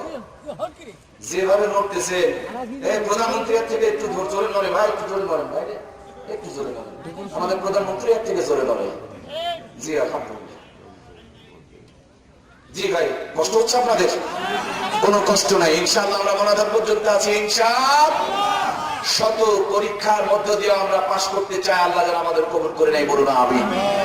সর্ব অবস্থায় আমরা আল্লাহর প্রতি ধৈর্য ধরে অটল অবস্থায় থাকবো। কারণ সুখে থাকি আর দুঃখে থাকি, ভালো থাকি আর খারাপ থাকি, আলোতে থাকি আর অন্ধকারে থাকি, সর্ব অবস্থায় আছে কার জন্য? আল্লাহর জন্য। আল্লাহ রাব্বুল আলামিন আলোতে রেখেও আমাদের পরীক্ষা করেন, অন্ধকার দিয়েও পরীক্ষা করেন, যে শেষ পর্যন্ত আমরা টিকতে পারি কিনা। আমরা শেষ পর্যন্ত মোনাজাত করে যাব ইনশাআল্লাহ। সম্মানিত প্রাণের ভাইয়েরা আমার, জাতির পিতা হযরত ইব্রাহিম আলাইহিস সালামের মা ছোট্টবেলা থেকেই তিনি আদর যত্ন করতেন। বাবা কোলের মধ্যে নিয়া মন্দিরের ভিতরে গিয়া খেরচের পেছায়া মূর্তি বানিয়েছেন। মূর্তির গায়ে কাদা টাদা লাগায়া, পালিশ টালিশ করে, রং টং মাখায়া, কাপড় চোপড় পরায়া, সামনে কিছু দুধ কলা দিয়া, হাতের মধ্যে একটা টুনটুনি নিয়া পূজা শুরু করে দিয়েছে। নম নম নম। বন্ধুরা আমার, ঠাকুরদের দোষ দিয়া লাভ নাই, ওরা কিন্তু সত্য কথা বলে। দেখবেন চারাঙ্গুলের ইশারা দিয়া বলে নম নম নম। এই চারাঙ্গুল দিয়া বলে যা কিছু নিয়ে আসতেছো সবগুলো আমি নেব। উপরের কাজ করা ওই বৃদ্ধাঙ্গুলটা দেখায় আর বলে এটা তোর ভগবান আর তোদেরকে দেব। আজ পর্যন্ত ঠাকুরের কাছে নম নম পূজা করতে আমরা যারা গিয়েছি, যা কিছু নিয়ে গেছি সব ঠাকুরে খেয়েছে, শুধু কাঁচকলা আমাদের কপালে জুটেছে। কথা বলুন ঠিক না? আমার ভাইরা, ঠাকুরদের দেখে দেখে, হিন্দুদের দেখে দেখে এখন মুসলমানরা ওই বিজনেস চালু করে দিয়েছে। ওদের যেমন রামনারায়ণ, মোদের তেমন মানিক পীর। ওদের হলো দুধ কলা, মোদের হলো সিন্নি ক্ষীর। হিন্দুরা যেমন রামনারায়ণের পূজা করে, মুসলমানে করে জন্ম নিয়ে নামাজ কালাম বাদ দিয়া কবরে গিয়া সিজদা করে। ওই হিন্দু মার্কা মুসলমান আছে না নাই? আমার ভাইরা, হিন্দুরাও যেমন বেপরদায় থাকে, আমাদের মা বোনরাও যেমন বেপরদায় থাকে। হিন্দুরা যেমন আমার ভাইয়েরা শরীয়ত মানে না, কোরআন মানে না, কোরআন পড়তে জানে না, নামাজ পড়ে না। মুসলমানের অবস্থাও দেখবেন একই কায়দায়। সম্মানিত প্রাণের ভাইয়ের আমার, এই জন্য আমি আপনাদের খেদমতে বলতে চাই, এই হিন্দু মার্কা মুসলমান হিন্দুর চাইতে নিকৃষ্ট। কথা বলুন ঠিক কিনা? ও আমাদেরকে ধোকা দেয় না, আর এরা ধোকা দিয়া আমাদের ঈমান, আমল, আখলাক, চরিত্র কেড়ে নিয়ে চলে যাইতেছে। কথা বলুন ঠিক কিনা? জাতির পিতা হযরত ইব্রাহিম আলাইহিস বাবা হাতের মধ্যে টুনটুন লইয়া যখন নমনমর পূজা শুরু করে দিয়েছে, হযরত ইব্রাহিম আলাইহিস সালাম দৌড়া এসে গলাটা জড়িয়ে ধরে আব্বার ডাক দিয়ে বলে, আব্বু জান, এই যে কিছুক্ষণ আগে খেরের বন্দা তুমি বানাইলা, দুধ কলা দিয়া নমনম শুরু করে দিলা, বলো না রে আব্বা, এই খেরের বন্দাটা কে হয়, কি হয়? বাবাই বলে, খেরের বন্দা প্রভু হয়, খোদা হয়, দেবতা হয়, ভগবান হয়। হযরত ইব্রাহিম বলেন, আব্বা, এটা আবার কেমন কথা? এই খেরের বন্দা কেবল তো তুমি বানাইলা, সুতরাং খেরের বন্দা কেমনে তোমার আবার প্রভু হয়? বরং যে তুমি ওকে বানিয়েছো, সেহেতু তুমি তার প্রভু। এবার বাবা চোখ দুইটা বড় করে উল্টা উল্টা করে তাকাই আর বলে, এটাও তো দেখি মলবি মলবি বন্দায়। আর বিশ্বব্যাপী তাকিয়ে দেখেন ভাইয়ের আমার, সত্য কথা যারা বলে, হক কথা বলে যারা, কোরআনের কথা বলে যারা, তাদের ঘরে নানান অপবাদ দিয়ে তাদেরকে জুলুম, অত্যাচার, নির্যাতন করা হয়। কথা বলুন ঠিক কিনা? যত দোষ নন্দ ঘোষ, সত্যটা কইলেই দোষ। যত দোষ নন্দ ঘোষ, আসলটা বললেই দোষ। করলে অন্যায়ের প্রতিবাদ, নামটা দিবে তোমার মৌলবাদ। বন্ধু, নামটা হবে তোমার মৌলবাদ। কথা বলুন ঠিক কিনা? ইসরাইল নামেরও হয় না, ওদের দোষ কেউ খুঁজেই পায় না। বৌদ্ধ নামেরও হয় না, এই বেয়াদবের দোষ কেউ দেখতেই পায় না। মুসলমানদের পায় যে শুধুই অপরাধ, নামটা দিবে তোমার মৌলবাদ। বন্ধু, নামটা হবে তোমার মৌলবাদ। কথা বলুন ঠিক কিনা? সত্যের পক্ষে গান গাই বলে আমি বিপ্লবী, কোরআনের কথা বলবো তাই বলবে আমাকে মৌলবাদী, হাদিসের কথা বলবেন তাই বলবে আপনাকে ফতুয়াবাজি। কেন বিপ্লবী, বিদ্রোহী, মৌলবাদী, কেন ফতুয়াবাজি? জন্মের পরে কানে আজান কি দেয়নি, তুমি মৌলবাদী ছাড়া হওনি। আবার মরণের পরে জানাজা পড়াবে, মরণের পরে জানাজা পড়াবে, তখন কোথায় পালিয়ে যাবে? সত্যের পক্ষে গান গাই বলে আমি বিপ্লবী, কোরআনের কথা বলি তাই বলবে আমাকে মৌলবাদী, হাদিসের কথা বলবেন তাই বলবে আপনাকে ফতুয়াবাজি। কেন বিপ্লবী, বিদ্রোহী, মৌলবাদী, কেন জঙ্গিবাদী? জোরে বলুন মারহাবা। জঙ্গি নিয়ে ভঙ্গি করার সময় এখন শেষ, সত্যিকারের জঙ্গি কারা দেখছে বাংলাদেশ। জঙ্গি মারো, জঙ্গি ধরো, জঙ্গি ভরো জেলে, ভালো করে খুঁজে দেখো জঙ্গি তোমার ছেলে। জঙ্গি মুরগিরা নয়, এই নাস্তিক যাদের ভিতরে কোরআনের জ্ঞান নাই, ইহুদিদের টাকা খায় আমাদের ধর্মকে ডুবানোর জন্য মাথায় টুপি আর মুখে দাড়ি রেখে ওরা ইসলামকে ডুবানোর চক্রান্ত চালায়। কথা বলুন ঠিক কিনা? আইএসের জঙ্গিয়ারা মুসলমানের কেউ না, এদের শরীরে মুসলমানের এক ফোঁটাও রক্ত নাই। যদি থাকতো, প্রথম পর্যায়ে আমাদের প্রথম কেবলা বাইতুল মুকাদ্দাসকে রক্ষা করার জন্য তারা চেষ্টা করতো। কথা বলুন ঠিক কিনা? ইসরায়েলের দিকে তাকাইতে পারে না, ইসরায়েলে কোনো কথা বলে না, সে দেশে একটা গাঁথাও ফুটে না, আর মুসলমানের দেশে বোমা ফাটায়। মানে নাস্তিক গুলোকে দাওয়াত দিয়ে ডেকে নিয়ে আসার জন্য এরা নাটকের ভেলেন স্বরূপ অভিনয় করে। কথা বলুন ঠিক কিনা? সম্মানিত প্রাণীর ভাইয়ের আমার, আজ মুসলমানরা বড় দুর্দিনের মধ্যে রয়েছি। আমি আপনাদের খেদমতে এতক্ষণ পর্যন্ত মাত্র কয়েকটা জিনিস বোঝানোর চেষ্টা করছি, তা হলো মরতেই কিন্তু হবে, মৃত্যু ছাড়া উপায়। মরার পরে তখন সাজবো বিসমিল্লাহি ওয়া আলা মিল্লাতি রাসূলুল্লাহ। ওই মিথ্যা নবীর দলে যোগ দেয়া কোনো লাভ বরঞ্চ বুতান বাড়বে, বসান বাড়বে। কথা বলেন ঠিক কিনা? বুতান থেকে সত্যিকারই যদি বাঁচতে চাই, মরার পরে পরিবর্তন নয়, আজ থেকে আমরা শপথ করবো মরার আগে পরিবর্তন হবে ইনশাআল্লাহ। জোরে বলুন ইনশাআল্লাহ। বন্ধুরা আমার, মরার পরে জানাজার নামাজ এটা হলো ফরজে কিফায়া। 3 জন যদি পড়ে সবার হক না, কিন্তু মরার আগে 5 ওয়াক্ত নামাজ ফরজ আইন। 7 বছর আগ থেকে মৃত্যুর আগ পর্যন্ত কোনো মাপ নামাজ। মুসলমান কাফের মধ্যে পার্থক্য, নামাজ নাই ঈমান নাই, নামাজ আছে ঈমান আছে। আল্লাহর হাবিব বলছেন কবরে গিয়া প্রথম নামাজের হিসাব হবে। কেউ যদি নামাজের হিসাব দিতে পারে, মায়েরা যেমন 2-1টা ভাত থেকে সব পাতিলের ভাত নামায় দেয়, আল্লাহর হাবিব বলেন নামাজের হিসাব কেউ দিতে পারলে আল্লাহ বিনা হিসাবে তার জন্য জান্নাতে ফয়সালা করবেন। নামাজ এমন একটা দামি নিয়ামত, এই নামাজ সব পাপের কাছ থেকে বাঁচায় দিবেন। সুবহানাল্লাহ। এখন নামাজ হয়, জুতা চুরিও হয়। আসলে নামাজ নামাজের মতন হয় না। সম্মানিত ভাইয়েরা আমার, নামাজ আপনি কেমনে পড়বেন? সাহাবায়ে কেরামরা তার জ্বলন্ত প্রমাণ দিয়েছেন। হযরত আলী রাদিয়াল্লাহু তাআলা আনহু পায়ের মধ্যে তীর লেগেছে, ব্যথায় হযরত আলী কাতর হয়ে গেছে। আলীর চিৎকারে সাহাবায়ে কেরামরা পর্যন্ত অস্থির হয়ে গেছে। নবীর কাছে গিয়ে ডাকতে বলে, নবীজি গো, আলীর চিৎকারে যে আমরা বরদাস্ত করতে পারছি না। আল্লাহর হাবিব বলেন, কয়েক মিনিট অপেক্ষা করো, নামাজের সময় হয়ে গেছে। আলী যখন নামাজে দাঁড়িয়ে যাবে, তখন তোমরা আলীর পায়ে থেকে তীরটা টেনে বের করবে। হযরত আলী নামাজে যখন দাঁড়িয়ে গেছেন, সাহাবায়ে কেরামরা পায়ে থেকে টান দেয়া তীর বের করে নিয়ে এসেছেন। শুধু আলীর পায়ে থেকে তীর বের হয়ে আসে নাই, 1 খণ্ড বস্ত্রের টুকরা পর্যন্ত বের হয়ে এসেছে। ও বন্ধু, 2টা অপশন পাওয়া যায়, একটা হলো মোবাইল আর একটা হলো সিম কার্ড। মোবাইল ঠিকই রয়েছে, সিম কার্ডটা যেমন আল্লাহর সাথে নেটওয়ার্ক চালু হয়ে গেছে। বান্ধবীর প্রেমে মোবাইল কানের মধ্যে লাগাইছে, রাত ফজর হয়ে যায়, রাত ফজর হয়ে যায়, চোখে ঘুম ধরে না, ব্যালেন্স ফুরিয়ে যায়, তারপরও বুঝতে পারে না, ব্যাটারি শটডাউন দিয়ে লো হয়ে যায়, তারপরও হক করতে পারে না। হযরত আলী আমার আল্লাহ প্রেমে মশগুল হয়ে গেছে, পায়ে থেকে টিপটা টেনে বের করে নিয়ে এসেছে, বস্ত্রের টুকরা খুলে চলে এসেছে। আলীর দেহটা জমিনে, কিন্তু হৃদয়টা চলে গেছে আমার আল্লাহ তাআলার আরশে আযমে। ওই রকম নামাজ যদি আজকে আমরা আদায় করতে পারি, একজন নামাজি যদি দোয়া করে রব্বানা জালামনা, গোটা বিশ্বের পরিবর্তন আসবে। কথা বলুন ঠিক কিনা? এই বাংলার জমিনে শাহজালাল নামক আল্লাহর ওলি আসার পূর্বে বুরহানুদ্দিন নামক একজন মুসলমানের উপরে গোলগোবিন্দ অত্যাচার করেছিল।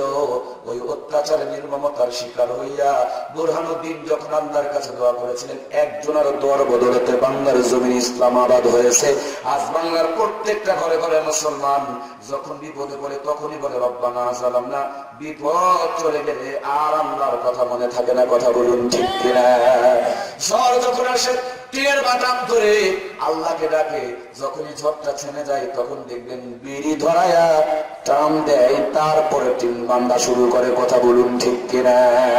আমার সম্মানিত ভাইরা, আজ থেকে 50 বছর আগে যেই ঘরে ছিল জায়নামাজ, যেই ঘরে ছিল কোরআন, যে মায়ের মাথায় ছিল কাপড়, যেই ঘরে ছিল মক্কা আর মদিনার সংযোগ, 50 বছরের ব্যবধানে ভাঙা ঘর 3 তলা হয়ে গেছে। মূর্খ মা বোনদেরকে ডিগ্রি পাস, আয় পাস, বিএ পাস করানো হয়েছে।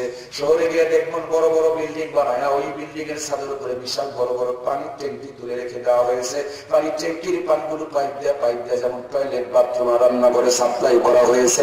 এর চাইতে ডিজিটাল কায়দায় আমাদেরকে নাস্তিক, বেঈমান আর মুরতাদ বানানোর জন্য 36টা চ্যানেল দিয়ে মুসলমানের ঘরে ডিশ অ্যান্টিনার তারগুলো ঢুকিয়ে দেওয়া হয়েছে। 26 ইঞ্চি 21 ইঞ্চি রঙিন ঢুকিয়ে দেওয়া হয়েছে। 50 বছর আগে যেই ঘরে ছিল জায়নামাজ, সেই ঘর 3 তলা বানায়া ওই জায়নামাজ বিদায় করে সোবাসে দামদারি করেছি আমরা। মূর্খ মাবন গুলোকে আয় pass, BA pass, degree pass করিয়েছি আমরা। যে হাতে ছিল তসবি ফেলে দিয়ে এখন রিমোট টিপতে রিমোটের বাটন পর্যন্ত খোয়াই দিয়েছি আমরা। সকাল আর সন্ধ্যা যেই ঘর থেকে কোরআনুল কারীমের তেলাওয়াত বের হয়ে আসতো, এখন সকাল সন্ধ্যা হিন্দুরা মন্দির থেকে উলু ধরে দেয়, আর মুসলমান রিমোট চিপে ঘর থেকে হিন্দুদের মন্দিরের ধ্বনি সাপ্লাই করে। কথা বলুন ঠিক কিনা? আমাদের মুসলমান দাবি করার অধিকার পেলাম কোথায়? নামাজ নাই, কোরআন নাই, পর্দা নাই, কোন অধিকারে মুসলমান দাবি করবো আমরা? হিন্দুদের মন্দিরের ধ্বনি আমাদের ঘর থেকে বের হয়, হিন্দুদের মেয়েদের কটকটি আমরা পরে রাস্তায় চলি, হিন্দুদের মতন করে তাদের চেয়ে নিকৃষ্ট কায়দা আমরা জীবন যাপন করি। আবার এই বেয়াদব মার্কা মুসলমানগুলো মরলেই বলে বিসমিল্লাহি ওয়া আলা মিল্লাতি রাসূল। ভাইরা আমার কথা কি বুঝতে পারছেন আপনারা? জি, ওয়াজ করি না, ওয়াশ। এরকম ভুল ভ্রান্তি ব্যারাম গোলাম যদি ভিতরে থাকে, আজকের মাহফিল থেকে উঠার আগেই তওবা করতে হবে। কথা বলুন ঠিক কিনা? তওবা হতে হবে, তওবাতুন নাসুহা। আমরা যেগুলো করি এর নাম হলো তওবা আবা। তওবা, জি তওবা আবা। মনে করেন আপনাদের এখানে আসতে লেগে হঠাৎ করে আমি সৈয়দপুর দিকে চলে গেছি, কি এতক্ষণ তো আমি মাহফিলে পৌঁছে যাওয়ার কথা ছিল, কিন্তু মাহফিলে কেন গেলাম না, বুঝলাম না। এক মুরব্বী জিজ্ঞেস করলাম, ভাই কি নাম জানলো জায়গাটা আপনাদের? জগন্নাথপুর যেতে চায়। তো বলে, হুজুর আপনি তো ভুল করেছেন। আমরা জানি ভুল করলে ইস্তেগফার করতে হয়। আমি রাস্তায় গাড়িটা ব্রেক দিয়া একটু ইস্তেগফার করলাম, আস্তাগফিরুল্লাহ মিন কুল্লি যামবি ওয়া আতুবু ইলাইহি লা হাওলা ওয়া লা কুওয়াতা ইল্লা বিল্লাহিল আলিয়্যিল আযীম। গাড়ির কিন্তু পরিবর্তন করি নাই, মানে গাড়ি ঘোরাই নাই, গাড়ি চলছে সৈয়দপুর লাইনে, জগন্নাথপুর পাওয়া যাবে না। একটু করে চিন্তা করলাম, সর্বনাশ, পার্বতীপুর থেকে ধরে মাত্র 3 কিলো 2.5 কিলো দূরে আমি তো চলে আসলাম 5 কিলো দূরে, তারপরে তো জগন্নাথপুর পাইলাম না। আর এক মুরব্বীরে জিজ্ঞেস করলাম, আমি তো একটু জগন্নাথপুরে যেতে চাই। মুরব্বী বলে, হুজুর সর্বনাশ, আপনি তো ভুল করে ফেলেছেন। আমি ভাবলাম ইস্তেগফার করলাম, তাইলে মনে হয় মদ মাখরাজে ভুল হয়েছে, এই জন্য আবার দাঁড়িয়ে 7 বার ইস্তেগফার করলাম, কিন্তু গাড়ি ঘুরাইলাম না। ভাইরা আমার বলুন তো দেখি, আমি কি জগন্নাথপুরে আসতে পারবো? সামনে গেলাম, আবার জিজ্ঞেস করলাম, আর এক মুরব্বী বলেন, সর্বনাশ, আপনি তো 5 কিলো পিছনে ফেলে চলে আসছেন। আমি দাঁড়িয়ে চিন্তা করলাম, তাহলে 121 বার ইস্তেগফার পড়ে নেই, তারপরে যদি জগন্নাথপুরে যাওয়া যায়। আমার ভাইয়েরা গাড়ি ঘুরাইলাম না, 121 বার পরে আবার সামনে দিকে রওনা করে দিলাম। বন্ধুরা আমার বলুন তো দেখি, জগন্নাথপুরে কি যাওয়া যাবে? চিন্তা করলাম, একা করে হইতেছে না। ড্রাইভারকে বললাম, গাড়ি স্টিয়ারিংকে বন্ধ করো, 127 বার এবার ইস্তেগফার করো। আমি ড্রাইভার এবং আমার গাড়ির প্যাসেঞ্জার সহ সবাই ইস্তেগফার করলাম, মগর গাড়িটারে ঘুরাইলাম না। প্রাণের ভাইরা দয়া করে বলেন তো দেখি, জীবনে কি কপালে জগন্নাথপুর যাওয়া জুটবে? বাংলার মুসলমান এখন তওবা করে, এইভাবে তওবা করে রমজান মাসে যেমনি রমজান চলে যায়, ঈদের দিন থেকে নাচানাচি শুরু করে দেয়। কথা বলে না কেন? ডাক্তারের কাছে গিয়েছে, ডাক্তার বলে বিড়ি খাওয়া যাবে না। এবার ওই বেডশিটের বাটাম ধরে ধরে আল্লাহর কাছে তওবা তওবা করে, তওবা তওবা তওবা, আর বিড়ি খাবো না। যেমনি একটু অসুস্থতা ভালো হয়ে যায়, কমরে টেনে টেনে টেনের মধ্যে গুঁজে চুপি চুপি খেয়ে বেড়ায়। কথা বলেন ঠিক কিনা?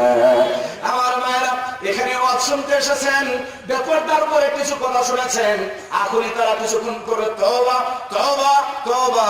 কালকে যখন আবার মার্কেটে চলে যাবে, ঠোঁটের মধ্যে লিপস্টিক শুরু করে দিবে, আবার পটপুরি পড়তে শুরু করে দিবে। এটার নাম তওবা নয়, এটার নাম হলো তওবা আবা। এরকম তওবা আবা মানে আল্লাহর সাথে ফাজলামি করা, আরো বেশি বিপদ কপালে চাপবে। কথা বলুন ঠিক কিনা? তওবার মানে হলো ইস্তেগফার করো, গাড়ি হ্যান্ডেল ঘোরাও ঘোরাও ঘোরাও, জীবনের মোড় ঘোরাও। ও সুদখোর, সুদের ঘুরে মন মোড়ায় দাও। ও কটকটি ওলামা, কাপড় পুরা দাও, এটা দান করতে পারবা না। তুমি কটকটি পড়লে যেমন তোমার গুনাহ হয়, এটা দান করে দিলে যে পড়বে তারও গুনাহ হবে। ও টিভিওয়ালা, ফতুয়া নিবা মাসালা দেখার জন্য, পিস টিভি দেখার জন্য, আর আপনি যখন বাড়িতে থাকবেন না তখন ভাবিরা সিরিয়ালে কটকটি দেখবে। গাড়ি কিনবেন দুধ খাওয়ার জন্য, কিন্তু পিছন দিকে মতো করে। কথা বলেন ঠিক কিনা? বাঙালি এখন দুধের ফতুয়া নেয় আর সারা জীবন খালি মুখ খায়। কথা বলেন ঠিক কিনা? আমার ভাইয়েরা, আজ সংশোধনমূলক আলোচনার ভিতর দিয়া আপনাদের খেদমতে আমি যা বোঝানোর জন্য চেষ্টা করছি, মুসলমান যথেষ্ট পরিমাণ আমরা আলোচনা শুনেছি। এখন এই আলোচনা আমল করতে হবে। কথা বলুন ঠিক কিনা?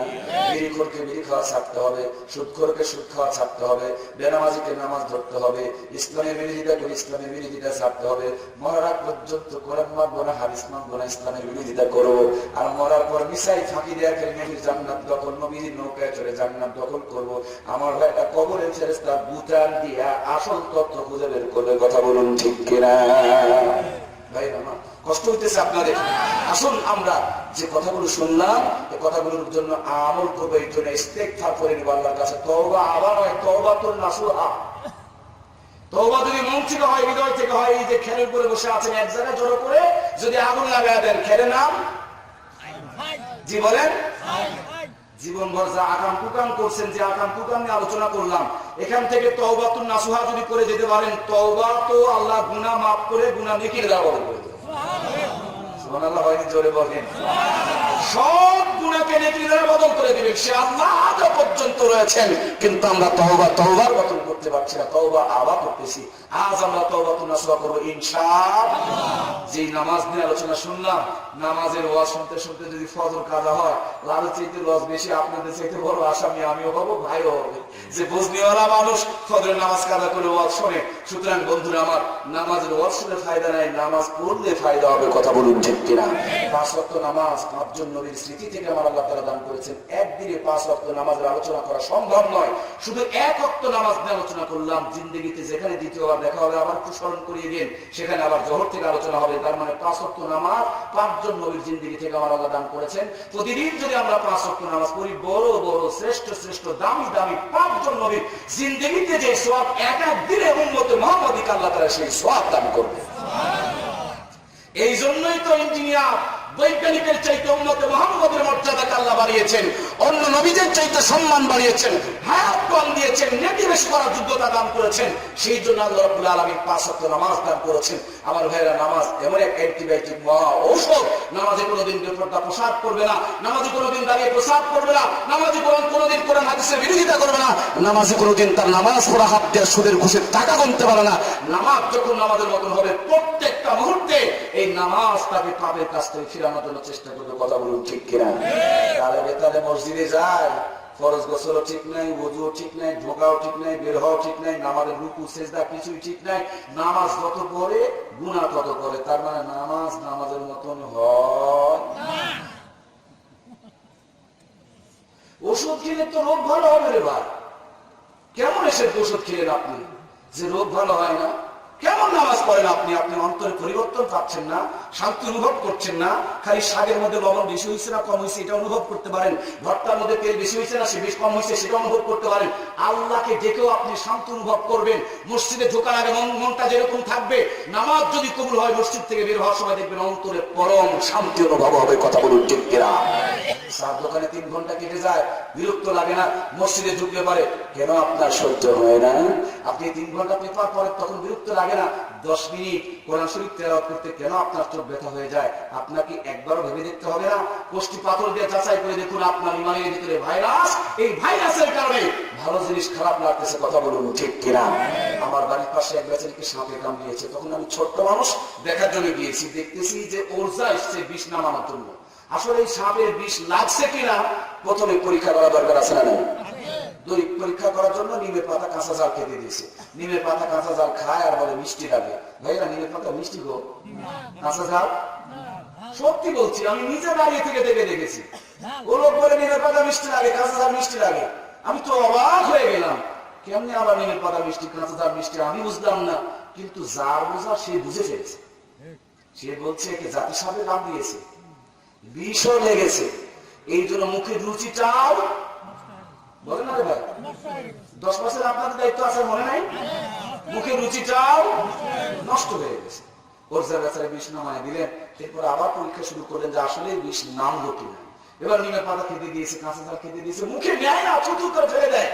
10 মিনিট আগে সেই বেচারি বলে নিমের পাতা মিষ্টি, কাঁচা জাল মিষ্টি, 10 মিনিট পর সেই বেচারি বলে তিতা লাগে, ঝাল লাগে। আল্লাহর কসম, যাদের কাছে মমতাজ আপা, শাকিব খান, শাহরুখ খান ভালো লাগে, নাচ গান, টিভি, কিরণমালা, কটকটি পাখি ভালো লাগে, এদেরকে হতে পাঠায় দাও, এদেরকে চিল্লায় পাঠায় দাও, আল্লাহর কাছে পাঠায় দাও, নামাজ ধরে দাও। দেখবা এই রক্তের ভিতর থেকে নাস্তিকতা ভাইরাস যখন নেমে যাবে, তখন নামাজ ভালো লাগবে, কোরআন ভালো লাগবে, তালাওয়াত ভালো লাগবে, মাদ্রাসা ভালো লাগবে, মসজিদ ভালো লাগবে। কথা বলুন ঠিক কিনা? ভাইরা, ওর শুধু কোনো লাভ নেই ভাই, আমল করতে হবে। আজ থেকে আমরা এই সমস্ত পাপ, যে পাপগুলো নিয়ে আলোচনা করলাম, এগুলো ছেড়ে দেবো তো ইনশাআল্লাহ। দেখুন, খুব খেয়াল করে দেখুন, মোবাইলে যদি কিছু ডিলিট করতে চান, স্ক্রিনের মধ্যে ওই নামটারে নিয়ে ইন্ডিকেট করে ডিলিট অপশনে চাপ দিতে হয়, তাই ওটা ডিলিট হয়। নইলে কিন্তু ডিলিট বললাম হয়ে গেল না। ডিলিট করার জন্য স্ক্রিনের মধ্যে আপনার মেমোরিতে আপনি বিড়িখোর না, সুদখোর না, ঘুষখোর না, জুয়াচোর না, বাটপার না, মিথ্যুক না, আলেমানা বিদ্বেষী, এটা আপনি জানেন, আমি জানি না। আপনার তো আপনি ধরেন, মেমোরিতে জড়ো করেন, এরপর মন থেকে জিজ্ঞেস করেন যে এখান থেকে উঠতেছি মরার আগ পর্যন্ত ওই পাপ আমি আর করবো? বিড়িখোর 2-4 জন যদি থাকেন আজকে হাত উঠিয়ে দেখেন, আমি আর জীবনে বিড়ি খাবো না। একটা মানুষ যদি দেখতে পাই, আমি আল্লাহর ঘরে চাদর ধরে আপনার জন্য দোয়া করবো, আল্লাহ তাআলা কবুল করুক। আর কেউ আছেন কি যে আজ থেকে আর বিড়ি খাবো না? যে আল্লাহ তাআলা কবুল করুক। 2-3 জন মাহফিল সফর, আমাদের মাহফিল সব কোনো শরম নাই। আজ এই শরমের চাইতে কিয়ামতের মাঠে বড় শর্মিন্দা হতে হবে। আল্লাহ তাআলা কবুল করুক, বলুন আমিন। আজকে কি 2-1 জন কি পাবো? আজ ফজর থেকে 5 ওয়াক্ত নামাজ পড়বো, 1-2 জন কি পাবো? প্রাণ ভরে হৃদয় জয় সবাই সবাই ইনশাআল্লাহ তাকবীর। আল্লাহ আমাদের সবার হাতগুলো কবুল করুন না। মাহফিল আমাদের সফর। বলে হুজুর ওয়াদা করেন, নজনা ওয়াদা নাই, এটা হলো ইরাদা। ওয়াদা আলমে আরহাতে দিয়ে আসছেন, আলাস্তু বিরব্বিকুম বলে আসছেন ক্বালু বালা। ওয়াদা তখন দিয়ে আসছেন, এটা ইরাদা করলেন। নামাজ পড়তেই হবে, নইলে মুসলমান দাবি করা আপনার আমার অধিকার নেই। আল্লাহ তাবারক তাআলা আমাদের সকলকে নামাজি বানিয়ে দিয়ে বলুন আমিন। আস্তাগফিরুল্লাহ রাব্বি মিন কুল্লি যামবি ওয়া আতুবু ইলাইহি লা হাওলা ওয়া লা কুওয়াতা ইল্লা বিল্লাহিল আলিয়্যিল আযীম। আল্লাহুম্মা সাল্লি আলা মুহাম্মাদিন ওয়া আলা আলি মুহাম্মাদ কামা সাল্লাইতা আলা ইব্রাহিম ওয়া আলা আলি ইব্রাহিম ইন্নাকা হামিদুম মাজিদ। اللهم بارك على محمد وعلى آل محمد كما باركت على إبراهيم وعلى آل إبراهيم إنك حميد مجيد. اللهم آمين. ربنا ظلمنا وإن لم تغفر لنا وترحمنا لنكونن من الخاسرين. ربنا لا تزغ قلوبنا بعد إذ هديتنا وهب لنا من لدنك رحمة إنك أنت الوهاب. وقل رب ارحمهما كما ربياني صغيرا. رب ارحمهما كما ربياني صغيرا. رب العالمين, আয় আল্লাহ, আমের ঘুমকে হারাম করে দিয়ে নরম বিছানায় লাথি মেরে রহমত বরকত মাগফিরাতের আশা হৃদয়ের মধ্যে ধারণ করে তোমার আলিশান দরবারে 2খানা হাত উত্তোলন করেছি। মেহেরবানি করে আমাদের জিন্দেগির সমস্ত গুনাহগারগুলো মাফ করিয়া দাও। কঠিন কিয়ামতের দিন মুসিবতের আদালতে আজকের ভরপুর মাহফিলখানা শ্রোতা বক্তা কর্তৃপক্ষ এলাকাবাসী সকলের জন্য তুমি নাজাতের জরিয়া বানাইয়া দাও। শুরু থেকে নিয়ে এই পর্যন্ত যত কথা আলোচনা হয়েছে প্রত্যেকটা কথা আমাদের সকলকে আমল করার তৌফিক দিয়ে দাও। আয় আল্লাহ, বিশ্বব্যাপী মুসলমানদের উপরে জুলুম অত্যাচার নির্যাতন চলছে। আল্লাহ, সমগ্র বিশ্বের মুসলমানগুলোকে এক এবং এক করার তৌফিক দিয়ে দাও। আমাদের প্রথম কিবলা বাইতুল মুকাদ্দাসের পবিত্র রক্ষার্থে পৃথিবীর সমস্ত মুসলমানগুলোকে এক প্ল্যাটফর্মে সে বাতিলের মোকাবিলা করার তৌফিক দিয়ে দাও। আল্লাহ, আমাদের প্রথম কিবলা বাইতুল মুকাদ্দাসকে উদ্ধার করার জন্য আমাদের ঈমানি শক্তি বাড়ায় দাও। বারবার নিরহ মুসলমানদেরকে তুমি হেফাজত করো। বিশ্বব্যাপী নাস্তিকরা অপরাধ করে আর মুসলমানদের ঘাড়ে চাপিয়ে দেওয়া হয়।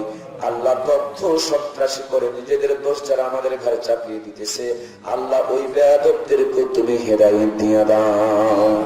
তাদের তকদিরে যদি হেদায়েত না থাকে, কওমে লূত আর সামুদের মতন তুমি ধ্বংস করে দাও। সরকারি দল বিরোধী দল পরিচয় নাই। আল্লাহ, দেশের কল্যাণ ইসলামের খেদমতে যারা যারা যেখান থেকে অবস্থান থেকে খেদমত করছেন, আল্লাহ প্রত্যেকের খেদমত গুলো তুমি নাজাতের জড়িয়ে বানিয়ে নাও। আমার পুলিশ ভাইদের কবুল করো, সাংবাদিক বন্ধুদের তুমি মঞ্জুর করো, গোয়েন্দা ভাইদের বাহিনীর ভাইদেরকে তুমি কবুল করো। দেশের সেবায় প্রত্যেকটা ভক্ত যারা নিয়োজিত রয়েছেন, আল্লাহ সকলের হায়াতে তৈয়বা তুমি দান করে দাও। জিন্দেগির সবচেয়ে বড় তামান্না সোনার মক্কার মদিনা, মক্কা মদিনা না দেখে কবর ডাক দিয়ে আল্লাহ, এই 2টা হাত দিয়া তোমার বাইতুল্লাহর চাদর মুবারক জড়িয়ে ধরে একটু কাদার সুযোগ করে দিও। হাত তুমি কাবার ভিতরে কবুল করে নিও, মিজাবে রহমতে কবুল করে নিও, মাকামে ইব্রাহিমে কবুল করে নিও। ও মালিক মাওলা, তোমার বন্ধু রওজার কাছে দাঁড়ায় এমন ধরে একটু সালাম দেওয়ার ব্যবস্থা করে দিও। ঘুমের ঘরে এক নজরের জন্য হলো তোমার বন্ধুর বরকতি চেহারা মুবারক দেখা দিও আল্লাহ। যখনই 2টা হাত তুলি 2জন মানুষের কথা বেশি মনে পড়ে যায়। জলম দুঃখিনী মা, কলিজার টুকরা আব্বা জান, আল্লাহ কার মা আছে কার মা নাই, আর মা বাবা দুই নিয়ামতই তুমি নিয়ে নিয়েছো, তুমি ভালো জানো। তাকিয়ে দেখো এই দুইটা ঠোঁটে আমাদের আব্বা আম্মা কত চুমু খেয়েছে। আল্লাহ কতবার গোসল করিয়ে সুন্দর করে কাপড় পরিয়ে কাঁধের মধ্যে নিয়ে এরকম মাহফিল শুনতে ঈদের ময়দানে নিয়ে গেছে। সারাটা জীবন আমাদের জন্য কুরবানি করে দিয়েছেন। আয় আল্লাহ, একটু অসুস্থ হলে জায়নামাজ বিছায়া আঁচল তুলে ধরে নিজের জীবনের বিনিময়ে আমাদের জীবনকে যারা ভিক্ষা চেয়েছেন, ওই কলিজার টুকরা আব্বা আম্মা কার আছে কার নাই তুমি ভালো জানো গো আল্লাহ। তুমি তাকিয়ে দেখো এই দুইটা হাত দিয়া অনেকে জিন্দগির শেষ গোসল করায়া সাদা কাপড়ের কাপড় পরায়া ঘর থেকে বের করে নিয়ে অন্ধকার কবরে তোমার কাছে আমানত দিয়ে এসেছি। মনের কোনো মন মাটি বুকের উপরে চাপিয়ে তোমার কাছে প্রার্থনা করছি, অকুর রব্বির হামহুমা কামা রব্বায়ানি সগীরা। আল্লাহ মেহেরবানি করে আমাদের আব্বা আম্মাকে তুমি মাফ করে দাও। আল্লাহ আমার অত্যন্ত মহব্বতের শ্রদ্ধেয় বড় ভাই আল্লাহ আনোয়ার ভাইরে তুমি কবুল করো, সম্মানিত সভাপতি মহোদয় কবুল করো। অসংখ্য মহব্বত ভালোবাসার ভাইরা এসেছেন, তাদেরকে তুমি মাফ করো, কবুল করো। বন্ধুবর শুভ ভাই, আল্লাহ দিনের খেদমত নিয়ে ইখলাসের সাথে যে কাজটা আঞ্জাম দিয়ে যাচ্ছেন, আল্লাহ তুমি তোমার বান্দার এই কাজের মধ্যে নেক হায়াতের সাথে বরকত দান করে দাও। আমার যুবক ভাইয়েরা এত সুন্দর করে তোমার কোরআনুল কারীমের মাহফিল খানে আয়োজন করেছেন, প্রত্যেকটা যুবককে ইমাম হাসান আল হোসেনের সাথে জান্নাতের মেহমান বানিয়ে দিও। এলাকার মুরব্বিয়ান, আল্লাহ পর্দানিশীল মা বোন সকলকে তুমি কবুল করো। কে কোন ব্যথার কোন আশা নিয়ে হাত তুলেছে, শমশের ভাইয়ের জন্য দোয়া চেয়েছেন, এই মাহফিলে অতিথি হিসাবে নাম রয়েছে, তারপরে তোমার ডাকে সারা দিয়ে মামুন ভাই চলে গিয়েছেন, আল্লাহ সকলকে তুমি মাফ করে দাও। রব্বুল আলামিন, জানি না কোন দোকানে কাফনের কাপড় রেডি হয়ে আছে, আল্লাহ কখন যেন মালাকুল মউত নাগের ডগার সামনে দাঁড়িয়ে যায়, ওই মুহূর্ত আসার পূর্বে পূর্ণ মুমিনে কামিল বানায় নিও। তওবাতুন নাসুহা নসিব করে দিও। পবিত্র রমজান মাসের রোজার হালাতে নামাজরত অবস্থায় ঈমানের সাথে মওত দিও। মওতের সময় আমাদের সকলের জমানে আখিরি কালিমা মধুর কালিমা জান্নাতি কালিমা জারি করে দিও। লা ইলাহা ইল্লাল্লাহু মুহাম্মাদুর রাসূল।